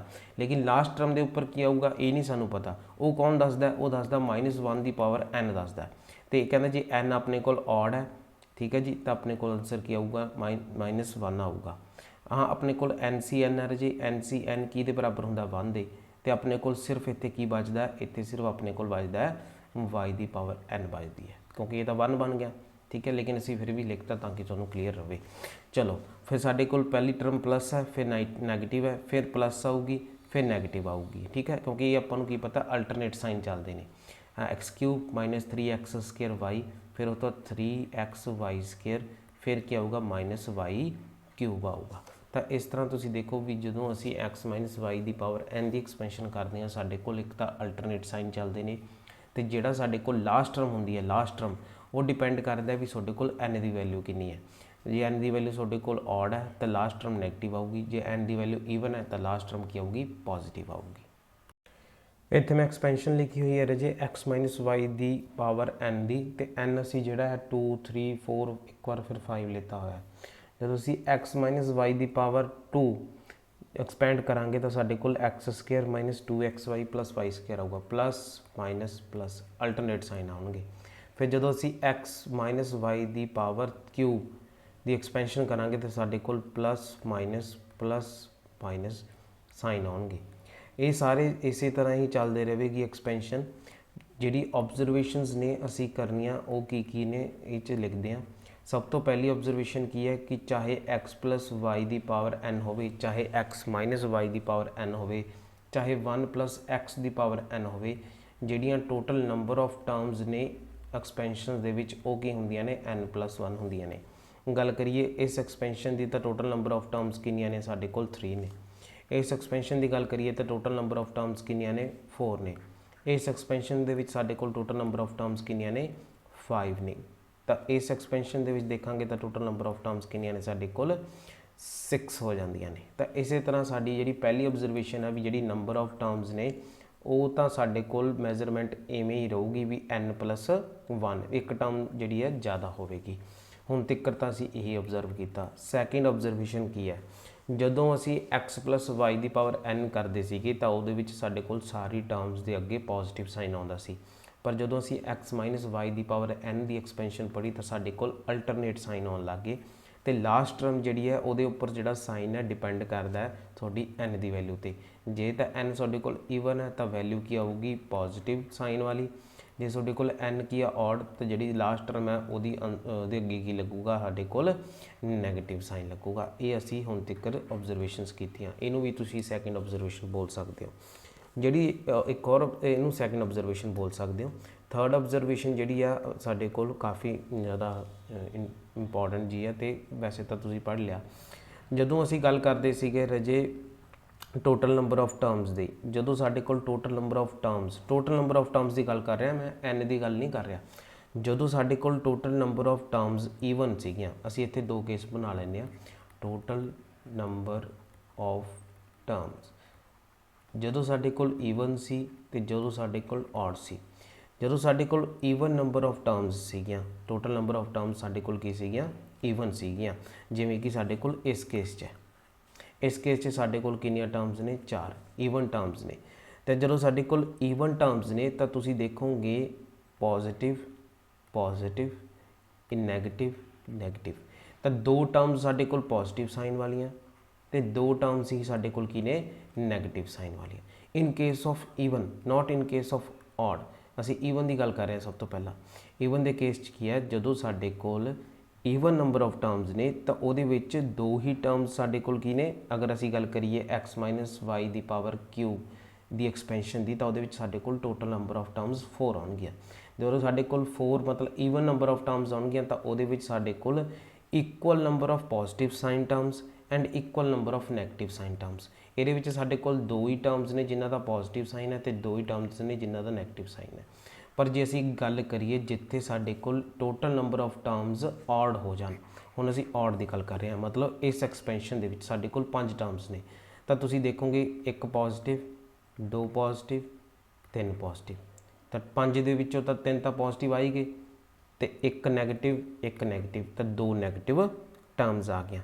ਪਰ ਜਦੋਂ ਅਸੀਂ ਕਹਿੰਦੇ ਹਾਂ ਵੀ ਅਸੀਂ ਗੱਲ ਕਰਦੇ ਹਾਂ ਔਡ ਨੰਬਰ ਆਫ ਟਰਮਸ ਦੇ ਵਿੱਚ ਤਾਂ ਉਹਦੇ ਵਿੱਚ ਇਦਾਂ ਦੀ ਕੋਈ ਚੀਜ਼ ਦੇਖਣ ਨੂੰ ਨਹੀਂ ਮਿਲਦੀ। ਪਰ ਫਿਰ ਅਗਰ ਅਸੀਂ ਈਵਨ ਟਰਮਸ ਤੇ ਪਹੁੰਚ ਜਾਈਏ, ਕਿਉਂਕਿ ਹੁਣ x - y ਦੀ ਪਾਵਰ 5 ਦੀ ਐਕਸਪੈਂਸ਼ਨ ਹੈ ਤਾਂ ਇਹਦੇ ਵਿੱਚ ਟੋਟਲ ਨੰਬਰ ਆਫ ਟਰਮਸ ਕਿੰਨੀਆਂ ਹੋਣਗੀਆਂ ਆਪਣੇ ਕੋਲ 6 ਹੋਣਗੀਆਂ। ਤੇ ਜਦੋਂ ਈਵਨ ਨੰਬਰ ਆਫ ਟਰਮਸ ਨੇ ਤਾਂ ਅਸੀਂ ਦੇਖੋ ਇੱਕ ਪੋਜ਼ਿਟਿਵ, ਦੋ ਪੋਜ਼ਿਟਿਵ, ਤਿੰਨ ਪੋਜ਼ਿਟਿਵ, ਤਾਂ ਤਿੰਨ ਪੋਜ਼ਿਟਿਵ ਟਰਮਸ ਆ ਗਈਆਂ, 3 ਪੋਜ਼ਿਟਿਵ ਟਰਮਸ। ਤੇ ਜਦੋਂ ਅਸੀਂ ਨੈਗੇਟਿਵ ਵੱਲ ਦੇਖਾਂਗੇ ਤਾਂ ਇੱਕ ਨੈਗੇਟਿਵ, ਦੋ ਨੈਗੇਟਿਵ ਤੇ ਤਿੰਨ ਨੈਗੇਟਿਵ, ਤੇ ਸਾਡੇ ਕੋਲ ਤਿੰਨ ਹੀ ਕੀ ਆ ਗਈਆਂ ਨੈਗੇਟਿਵ ਟਰਮ। ਤਾਂ ਕਹਿਣ ਦਾ ਮਤਲਬ ਜਦੋਂ ਸਾਡੇ ਕੋਲ total number of terms even ਹੋਣਗੀਆਂ ਤਾਂ ਇਹਦਾ ਮਤਲਬ x - y ਦੀ ਪਾਵਰ ਸਮਥਿੰਗ n ਐਕਸਪੈਂਸ਼ਨ ਦੇ ਵਿੱਚ ਸਾਡੇ ਕੋਲ ਇਕੁਅਲ ਪੋਜ਼ਿਟਿਵ ਤੇ equal negative number of terms ਹੋਣਗੀਆਂ। ਇਹ ਜਿੰਨੀਆਂ ਵੀ ਗੱਲਾਂ ਸੀ ਰਾਜੇ ਕੀਤੀਆਂ ਇਹ ਯਾਦ ਰੱਖਿਓ, ਇਹ ਸਿਰਫ ਸਾਡੀ ਆਬਜ਼ਰਵੇਸ਼ਨ ਹੈ ਤੇ ਆਬਜ਼ਰਵੇਸ਼ਨ ਜਿਹੜੀ ਆ ਉਹ ਇੱਕ ਲਿਮਿਟਿਡ ਐਕਸਪੈਂਸ਼ਨ ਤੱਕ ਸੀਮਿਤ ਹੋਊਗੀ। ਹੁਣ ਜੇ ਮੈਂ ਤੁਹਾਨੂੰ ਕਹਿ ਦੇਵਾਂ x - y ਦੀ ਪਾਵਰ 17 ਦੀ ਐਕਸਪੈਂਸ਼ਨ ਵਿੱਚ ਦੱਸੋ ਨੰਬਰ ਆਫ ਟਰਮਸ ਕਿੰਨੀਆਂ ਹੋਣਗੀਆਂ ਜਿਨ੍ਹਾਂ ਦੇ ਵਿੱਚ ਸਾਡੇ ਕੋਲ ਪੋਜ਼ਿਟਿਵ ਸਾਈਨ ਆਊਗਾ, ਤਾਂ ਤੁਸੀਂ ਦੇਖੋ ਤੇ ਸਾਡੇ ਕੋਲ ਜੇ ਐਕਸਪੈਂਸ਼ਨ ਦਿੱਤੀ ਹੋਵੇ x - y ਦੀ ਪਾਵਰ 17 ਦੀ ਤਾਂ ਇਹਦੇ ਵਿੱਚ ਸਾਨੂੰ ਪੁੱਛਿਆ ਜਾਵੇ ਵੀ number of terms with positive sign ਕਿੰਨੀਆਂ ਹੋਣਗੀਆਂ। ਤਾਂ ਤੁਸੀਂ ਹੁਣ ਇੱਕ ਚੀਜ਼ ਤਾਂ ਜਾਣ ਹੀ ਗਏ ਹੋ ਕਿ ਅਗਰ ਸਾਡੇ ਕੋਲ 17 ਪਾਵਰ ਹੈ ਤਾਂ ਨੰਬਰ ਆਫ ਟਰਮਸ ਕਿੰਨੀਆਂ ਹੋਣਗੀਆਂ ਸਾਡੇ ਕੋਲ, ਉਹ ਟੋਟਲ ਨੰਬਰ ਆਫ ਟਰਮਸ ਹੋਣਗੀਆਂ 18। ਤੇ ਅਸੀਂ ਕੀ ਲੱਭਣਾ 18 ਦੇ ਵਿੱਚੋਂ ਕਿੰਨੀਆਂ ਟਰਮਸ ਇਹੋ ਜਿਹੀਆਂ ਨੇ ਜਿਨ੍ਹਾਂ ਉੱਪਰ ਕੀ ਹੈ ਪੋਜ਼ਿਟਿਵ ਸਾਈਨ। ਤਾਂ ਇਹ ਤੁਹਾਡੇ ਲਈ ਬੜਾ ਈਜ਼ੀ ਹੈ ਕਿਉਂਕਿ ਅਸੀਂ ਆਬਜ਼ਰਵੇਸ਼ਨ ਕੀਤੀ ਹੈ। ਜਦੋਂ ਸਾਡੇ ਕੋਲ ਨੰਬਰ ਆਫ ਟਰਮਸ ਕੀ ਨੇ, ਔਡ ਨੇ, ਤਾਂ ਸਾਨੂੰ ਪਤਾ ਉਹਦੇ ਵਿੱਚ ਇਕੁਅਲ ਪੋਜ਼ਿਟਿਵ ਤੇ ਇਕੁਅਲ ਨੈਗੇਟਿਵ ਸਾਈਨ ਵਾਲੀਆਂ ਟਰਮਸ ਨੇ। ਤਾਂ ਇਹਦੇ ਵਿੱਚ 9 ਟਰਮਸ ਇਹੋ ਜਿਹੀਆਂ ਨੇ ਜਿਨ੍ਹਾਂ ਦਾ ਪੋਜ਼ਿਟਿਵ ਸਾਈਨ ਹੈ ਤੇ 9 ਟਰਮਸ ਇਹੋ ਜਿਹੀਆਂ ਜਿਨ੍ਹਾਂ ਦਾ ਨੈਗੇਟਿਵ ਸਾਈਨ ਹੈ। ਲੇਕਿਨ ਅਗਰ ਗੱਲ ਕਰੀਏ ਅਸੀਂ ਇਸ ਕੇਸ ਦੇ ਵਿੱਚ, ਜਿਸ ਕੇਸ ਦੇ ਵਿੱਚ ਸਾਡੇ ਕੋਲ ਨੰਬਰ ਆਫ ਟਰਮਸ ਕੀ ਆ ਜਾਣ, ਮੰਨ ਲਓ 18 ਆ ਜਾਣ, ਤਾਂ ਇਸ ਕੇਸ ਦੇ ਵਿੱਚ ਸਾਡੇ ਕੋਲ ਨੰਬਰ ਆਫ ਟਰਮਸ ਕਿੰਨੀਆਂ ਆ ਗਈਆਂ ਰਾਜੇ, ਉਹ ਆਪਣੇ ਕੋਲ ਕਿੰਨੀਆਂ ਆ ਗਈਆਂ 19। ਤਾਂ ਆਪਣੇ ਕੋਲ ਔਡ ਨੰਬਰ ਆਫ ਟਰਮਸ ਆ ਗਈਆਂ। ਹੁਣ ਇਸ ਕੇਸ 'ਚ ਸਾਨੂੰ ਨਹੀਂ ਪਤਾ ਵੀ ਕਿੰਨੇ ਟਰਮਸ ਜਿਹੜੀਆਂ ਨੇ ਪੋਜ਼ਿਟਿਵ ਸਾਈਨ ਵਾਲੀਆਂ, ਕਿੰਨੀ ਟਰਮਸ ਜਿਹੜੀਆਂ ਨੈਗੇਟਿਵ ਸਾਈਨ ਵਾਲੀਆਂ। ਤਾਂ ਇਸੇ ਲਈ ਰਾਜੇ ਧਿਆਨ ਨਾਲ ਸੁਣੋ, ਅਸੀਂ ਜਿਹੜਾ ਹੈ ਫਾਰਮੂਲਾ ਜਿਹੜਾ ਬਣਾਇਆ ਉਹਦੇ ਵਿੱਚ ਅਸੀਂ ਈਵਨ ਤੇ ਔਡ ਵਾਲਾ ਚੱਕਰ ਹੀ ਖਤਮ ਕਰ ਦਿੱਤਾ। ਅਸੀਂ ਕਿਹਾ ਵੀ ਸਾਨੂੰ ਕੋਈ ਮਤਲਬ ਨਹੀਂ ਵੀ ਈਵਨ ਨੰਬਰ ਆਫ ਟਰਮਸ ਹੈ ਕਿ ਔਡ ਨੰਬਰ ਆਫ ਟਰਮਸ ਹੈ ਕਿ ਕੀ ਹੈ, ਸਾਡਾ ਕੋਈ ਮਤਲਬ ਨਹੀਂ ਈਵਨ ਔਡ ਦੇ ਨਾਲੋਂ, ਨਾ ਅਸੀਂ ਇਸ ਦੇ ਚੱਕਰਾਂ 'ਚ ਪਈਏ। ਤਾਂ ਇਸ ਲਈ ਅਸੀਂ ਕੀ ਕੀਤਾ, ਰਿਜ਼ਲਟਸ ਬਣਾਏ। ਰਿਜ਼ਲਟਸ ਦੇ ਵਿੱਚ ਅਸੀਂ ਜਿਹੜਾ ਈਵਨ ਤੇ ਔਡ ਵਾਲਾ ਕੰਸੈਪਟ ਹੀ ਖਤਮ ਕਰ ਦਿੱਤਾ। ਅਸੀਂ ਕਿਹਾ ਸਾਨੂੰ ਫਰਕ ਹੀ ਨਹੀਂ ਪੈਂਦਾ ਵੀ ਸਾਡੇ ਕੋਲ ਨੰਬਰ ਆਫ ਟਰਮਸ ਈਵਨ ਨੇ ਜਾਂ ਨੰਬਰ ਆਫ ਟਰਮਸ ਸਾਡੇ ਕੋਲ ਕੀ ਨੇ, ਔਡ ਨੇ। ਤਾਂ ਇਹਦੇ ਲਈ ਅਸੀਂ ਕੀ ਬਣਾਏ, ਰਿਜ਼ਲਟ ਬਣਾਏ। ਤਾਂ ਰਿਜ਼ਲਟ ਕੀ ਸੀਗੇ, ਕੀ ਰਿਜ਼ਲਟ ਬਣਾਏ ਉਹ ਦੇਖ ਲੈਂਦੇ ਹਾਂ। ਰਿਜ਼ਲਟ ਕੀ ਸੀ ਸਾਡੇ ਕੋਲ, ਪਹਿਲਾ ਰਿਜ਼ਲਟ ਹੈ ਕਹਿੰਦਾ the total number of terms in the expansion of x minus y ਦੀ ਪਾਵਰ n ਇਜ਼ n+1। ਠੀਕ ਹੈ ਜੀ, ਇਹ ਅਸੀਂ ਆਲਰੇਡੀ ਡਿਸਕਸ ਕਰ ਲਿਆ। ਸੈਕਿੰਡ ਜਿਹੜਾ ਰਿਜ਼ਲਟ ਹੈ ਰਾਜੇ, ਕਹਿੰਦਾ ਜੇ ਨੰਬਰ ਆਫ ਟਰਮਸ ਪਤਾ ਕਰਨੀਆਂ ਨੇ negative sign in expansion of x minus y ਦੀ ਪਾਵਰ n। ਦੇਖੋ ਅਸੀਂ n ਨੂੰ ਨਾ ਤਾਂ ਇੱਥੇ ਔਡ ਕਿਹਾ ਤੇ ਨਾ ਹੀ ਅਸੀਂ ਈਵਨ ਕਿਹਾ, ਸਾਨੂੰ ਕੋਈ ਫਰਕ ਨਹੀਂ ਪੈਂਦਾ n ਔਡ ਹੈ ਈਵਨ ਹੈ, ਜਾਂ ਫਿਰ ਸਾਡੇ ਕੋਲ ਨੰਬਰ ਆਫ ਟਰਮਸ ਔਡ ਹੈ ਜਾਂ ਈਵਨ ਹੈ ਨਾ। ਇਹਨਾਂ ਦੋਨਾਂ ਚੀਜ਼ਾਂ ਨੂੰ ਹੀ ਅਸੀਂ ਜਿਹੜਾ ਉਹ ਸਾਈਡ 'ਤੇ ਰੱਖ ਕੇ ਇਹ ਰਿਜ਼ਲਟ ਬਣਾਏ ਨੇ। ਤਾਂ ਇੱਥੇ ਅਸੀਂ ਫਿਕਰ ਨਹੀਂ ਕਰਨੀ ਇਸ ਗੱਲ ਦੀ ਵੀ ਸਾਡੇ ਕੋਲ ਨੰਬਰ ਆਫ ਟਰਮਸ ਈਵਨ ਆ ਰਹੀਆਂ ਨੇ, ਨੰਬਰ ਆਫ ਟਰਮਸ ਸਾਡੇ ਕੋਲ ਔਡ ਆ ਰਹੀਆਂ ਨੇ, ਇਸ ਗੱਲ ਦੀ ਅਸੀਂ ਫਿਕਰ ਨਹੀਂ ਕਰਨੀ। ਅਸੀਂ ਸਿਰਫ ਕੀ ਗੱਲ ਦਾ ਧਿਆਨ ਰੱਖਣਾ ਹੈ ਵੀ ਸਾਨੂੰ ਜਿਹੜਾ ਕੁਐਸਚਨ ਪੁੱਛਿਆ ਗਿਆ, ਕੁਐਸਚਨ ਕਿਸ ਤਰ੍ਹਾਂ ਪੁੱਛਿਆ ਜਾਊਗਾ, ਤੁਸੀਂ ਇਹ ਦੇਖੋ। ਸਾਨੂੰ ਕੁਐਸਚਨ 'ਚ ਪੁੱਛਿਆ ਜਾਊ ਦ number of terms with negative sign in this expansion. ਤਾਂ ਤੁਹਾਡੇ ਕੋਲ number of terms with negative sign ਪੁੱਛਿਆ ਜਾਊਗਾ, ਜਾਂ ਫਿਰ ਤੁਹਾਡੇ ਤੋਂ ਪੁੱਛਿਆ ਜਾਊਗਾ number of terms with positive sign. ਤਾਂ ਇਸ ਕੇਸ ਦੇ ਵਿੱਚ ਸਾਡੇ ਕੋਲ ਕੁਝ ਲੈਣਾ ਦੇਣਾ ਨਹੀਂ ਹੈ, n ਔਡ ਹੈ, n ਈਵਨ ਹੈ, ਨੰਬਰ ਆਫ ਟਰਮਸ ਔਡ ਹੈ, ਨੰਬਰ ਆਫ ਟਰਮਸ ਈਵਨ ਹੈ। ਅਸੀਂ ਸਿਰਫ ਇਸ ਚੀਜ਼ ਦਾ ਧਿਆਨ ਰੱਖਣਾ ਵੀ ਸਾਨੂੰ ਕੁਐਸਚਨ ਦੇ ਵਿੱਚ ਪੋਜ਼ਿਟਿਵ ਸਾਈਨ ਵਾਲੀਆਂ ਟਰਮ ਪੁੱਛੀਆਂ ਗਈਆਂ ਜਾਂ ਫਿਰ ਨੈਗੇਟਿਵ ਸਾਈਨ ਵਾਲੀ ਟਰਮ ਪੁੱਛੀਆਂ ਗਈਆਂ। ਫਾਰਮੂਲੇ ਰਿਜ਼ਲਟ ਆ ਜੀ ਸ਼ਾਰਟ ਯਾਦ ਰੱਖਣੇ ਪੈਣੇ ਨੇ ਤੁਹਾਨੂੰ। ਜੇ ਸਾਨੂੰ ਪੁੱਛਿਆ ਜਾਵੇ ਵੀ number of terms with negative sign in the expansion, ਅਗਰ ਸਾਨੂੰ ਨੈਗੇਟਿਵ ਸਾਈਨ ਵਾਲੀਆਂ ਟਰਮਸ ਪੁੱਛੀਆਂ ਜਾਣ, ਨੈਗੇਟਿਵ ਸਾਈਨ ਵਾਲੀਆਂ ਟਰਮਸ ਕਿੰਨੀਆਂ ਨੇ, number of terms with negative sign in the expansion of x minus y ਦੀ ਪਾਵਰ n, ਤਾਂ ਉਹ ਬਰਾਬਰ ਹੋਊਗੀ ਰਾਜੇ ਗ੍ਰੇਟੈਸਟ ਇੰਟੀਜਰ ਆਫ n+1/2 ਦੇ ਇਕੁਅਲ। ਹੁਣ ਅਸੀਂ ਕੀ ਕਰਾਂਗੇ, ਇਹਦਾ ਯੂਜ਼ ਕਰਕੇ ਕੁਐਸਚਨ ਨੂੰ ਫਾਈਂਡ ਆਊਟ ਕਰਨ ਦੀ ਕੋਸ਼ਿਸ਼ ਕਰਾਂਗੇ। ਸਾਡੇ ਕੋਲ ਐਗਜ਼ਾਮਪਲ ਹੈ, ਕਹਿੰਦੇ ਦ number of terms with the negative sign in the expansion of x minus y ਦੀ ਪਾਵਰ 5। ਤਾਂ ਇਹਦੇ ਵਿੱਚ ਅਸੀਂ ਕੀ ਕਰਾਂਗੇ, ਸਭ ਤੋਂ ਪਹਿਲਾਂ ਸਾਨੂੰ ਨੈਗੇਟਿਵ ਸਾਈਨ ਵਾਲੀ ਟਰਮ ਪਤਾ ਕਰਨ ਲਈ ਕਿਹਾ ਗਿਆ, ਤਾਂ ਉਹਦਾ ਫਾਰਮੂਲਾ ਕੀ ਹੁੰਦਾ, n+1/2 ਦਾ ਗ੍ਰੇਟੈਸਟ ਇੰਟੀਜਰ। ਅਗਰ n ਦੀ ਵੈਲਿਊ ਦੀ ਗੱਲ ਕਰੀਏ ਤਾਂ ਇੱਥੇ ਸਾਡੇ ਕੋਲ 5 ਹੈ। ਕੁਝ ਸਟੂਡੈਂਟਸ ਜਿਹੜੇ ਨੇ ਕਈ ਵਾਰ n ਤੇ ਨੰਬਰ ਆਫ ਟਰਮਸ ਦੇ ਵਿੱਚ ਕਨਫਿਊਜ਼ ਹੋ ਜਾਂਦੇ ਨੇ, ਟੋਟਲ ਨੰਬਰ ਆਫ ਟਰਮਸ ਦੇ ਵਿੱਚ। ਤਾਂ ਕਨਫਿਊਜ਼ ਨਹੀਂ ਹੋਣਾਗਾ, ਇਸ ਕੇਸ ਦੇ ਵਿੱਚ ਸਾਡੇ ਕੋਲ ਟੋਟਲ ਨੰਬਰ ਆਫ ਟਰਮਸ ਕਿੰਨੀਆਂ ਨੇ, ਟੋਟਲ ਨੰਬਰ ਆਫ ਟਰਮਸ ਤਾਂ ਉਹ ਕੀ ਨੇ, n+1, ਕਹਿਣ ਦਾ ਮਤਲਬ 6 ਨੇ। ਤੇ ਜੇ n ਦੀ ਗੱਲ ਕਰੀਏ ਤਾਂ n ਆਪਣੇ ਕੋਲ ਕਿੰਨਾ ਹੈ, 5। ਤਾਂ ਕਨਫਿਊਜ਼ ਨਹੀਂ ਹੋਣਾ, ਪ੍ਰੈਕਟਿਸ ਕਰਨੀ ਹੈ। ਤਾਂ ਇਹ ਤੋਂ ਬਾਅਦ ਤੁਹਾਡੀ ਕੋਈ ਵੀ ਜਿਹੜੀ ਹੈ ਕਨਫਿਊਜ਼ਨ ਨਹੀਂ ਰਹਿਣੀ ਜਦੋਂ ਤੁਸੀਂ ਪ੍ਰੈਕਟਿਸ ਕਰੋਗੇ। ਫਿਰ ਵੀ ਮੈਨੂੰ ਡਾਊਟ ਹੈ ਪੁੱਛ ਸਕਦੇ ਹੋ ਟੈਲੀਗ੍ਰਾਮ 'ਤੇ ਮੇਰੇ WhatsApp ਨੰਬਰ ਦੇ ਉੱਪਰ ਜਾਂ ਫਿਰ ਕਮੈਂਟ ਬਾਕਸ ਦੇ ਵਿੱਚ ਕਮੈਂਟ ਕਰਕੇ। ਤਾਂ n ਦੀ ਵੈਲਿਊ ਰਾਜੇ ਕੀ ਹੈ, 5 + 1 ਡਿਵਾਈਡਡ ਬਾਈ ਕੀ ਆ ਜੂ ਆਪਣੇ ਕੋਲ 2। ਤਾਂ ਆਨਸਰ ਕਿੰਨਾ ਆ ਗਿਆ ਆਪਣੇ ਕੋਲ, 3 ਦਾ ਗ੍ਰੇਟੈਸਟ ਇੰਟੀਜਰ ਵਿਚ ਇਜ਼ ਇਕੁਅਲ ਟੂ 3। ਤਾਂ ਹੁਣ ਸਾਡੇ ਕੋਲ ਪਤਾ ਲੱਗ ਗਿਆ ਵੀ number of terms with negative sign ਕਿੰਨੀਆਂ ਨੇ, 3 ਨੇ, ਹੈ ਨਾ। ਹੁਣ ਤੁਸੀਂ ਆਬਜ਼ਰਵੇਸ਼ਨ ਦੇ ਥਰੂ ਵੀ ਦੇਖੋ ਤਾਂ ਸਾਡੇ ਕੋਲ ਇੱਥੇ ਟੋਟਲ ਨੰਬਰ ਆਫ ਟਰਮਸ ਕਿੰਨੀਆਂ ਆ ਗਈਆਂ, 6 ਆ ਗਈਆਂ, ਈਵਨ ਆ ਗਈਆਂ। ਤਾਂ ਈਵਨ ਦੇ ਕੇਸ ਦੇ ਵਿੱਚ ਸਾਡੇ ਕੋਲ ਜੇ 6 ਟੋਟਲ ਟਰਮਸ ਨੇ ਤਾਂ ਉਹਦੇ ਵਿੱਚੋਂ 3 ਹੀ ਪੋਜ਼ਿਟਿਵ ਤੇ 3 ਹੀ ਕੀ ਹੋਣਗੀਆਂ, ਨੈਗੇਟਿਵ। ਹੁਣ ਚਾਹੇ ਇੱਥੇ ਨੈਗੇਟਿਵ ਸਾਈਨ ਵਾਲੀ ਟਰਮ ਪੁੱਛ ਲੈਣ, ਪੋਜ਼ਿਟਿਵ ਸਾਈਨ ਵਾਲੀ ਟਰਮ ਪੁੱਛ ਲੈਣ, ਤਾਂ ਉਹਦਾ ਆਨਸਰ ਕੀ ਆਊਗਾ, 3 ਆਊਗਾ। ਲੇਕਿਨ ਅਸੀਂ ਇਸ ਈਵਨ ਔਡ ਦੇ ਚੱਕਰ ਦੇ ਵਿੱਚ ਪੈਣਾ ਹੀ ਨਹੀਂ, ਅਸੀਂ ਇਸ ਦੀ ਗੱਲ ਹੀ ਨਹੀਂ ਕਰਨੀ। ਅਸੀਂ ਸਿਰਫ ਫਾਰਮੂਲੇ ਯਾਦ ਰੱਖਣੇ ਨੇ। ਜੇ ਨੈਗੇਟਿਵ ਸਾਈਨ ਵਾਲੀ ਟਰਮਸ ਪੁੱਛੀਆਂ ਨੇ ਤਾਂ n+1/2 ਦਾ ਗ੍ਰੇਟੈਸਟ ਇੰਟੀਜਰ ਕੱਢ ਕੇ ਜੋ ਆਨਸਰ ਆਊਗਾ ਉਹ ਅਸੀਂ ਲਿਖ ਦੇਣਾ।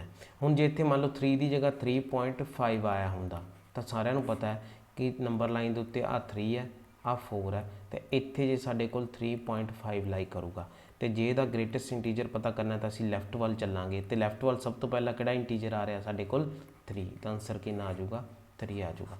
तो इस तरह जे तुसीं ग्रेटेस्ट इंटीजर तो असीं बहुत कर चुके हैं क्वेश्चनस पर गल करिए तो ध्यान रखियो इत्थे जिहड़ा गलती नहीं कर देनी फार्मूला साडा की रहूगा n+1/2 दा ग्रेटेस्ट इंटीजर।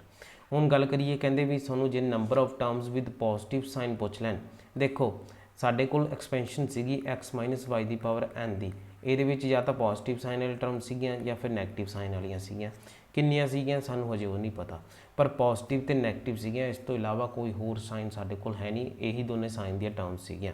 ਹੁਣ ਤੁਸੀਂ ਕੀ ਕੀਤਾ ਨੈਗੇਟਿਵ ਸਾਈਨ ਵਾਲੀ ਟਰਮ ਪਤਾ ਕਰ ਲੀਆਂ ਹੁਣ ਮੰਨ ਲਓ ਟੋਟਲ ਨੰਬਰ ਆਫ ਟਰਮਸ ਸਾਡੇ ਕੋਲ ਟੋਟਲ ਨੰਬਰ ਆਫ ਟਰਮਸ ਜਿਹੜੀਆਂ ਨੇ ਉਹ ਸਾਡੇ ਕੋਲ ਕੀ ਨੇ n+1 ਨੇ ਕਿਹੜੀ ਐਕਸਪੈਂਸ਼ਨ ਵਾਸਤੇ x - y ਦੀ ਪਾਵਰ n ਦੀ ਐਕਸਪੈਂਸ਼ਨ ਵਾਸਤੇ।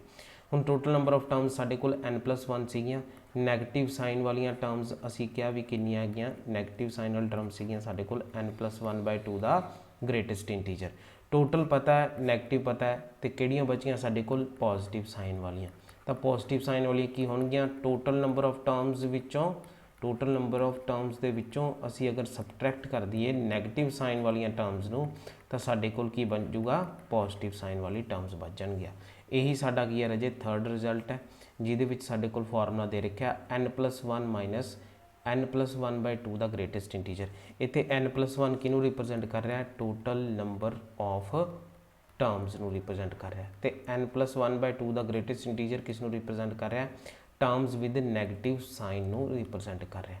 तो तुसीं जे पॉजिटिव साइन की एक्सपेंशन विच पॉजिटिव साइन वाली टर्म पता करनियां ने तो वह फार्मूला भी असीं डिस्कस कर लिया। एग्जाम्पल देख लैंदे आ एग्जाम्पल दे विच सानूं पुछया गया number of terms with positive sign in expansion x - y दी पावर 5 तो असीं सब तो पहला की करांगे रजे टोटल नंबर ऑफ टर्म्स पता करांगे टोटल नंबर ऑफ टर्म्स किनियां ने साडे कोल n+1 यानी कि 6 फिर उस तो बाद असीं की करांगे नैगेटिव साइन टर्म पता करांगे नैगेटिव साइन टर्म पता करने का तरीका की है n+1/2 का ग्रेटेस्ट इंटीजर जो कि असीं पता किया ही सी कितना आ गया 3।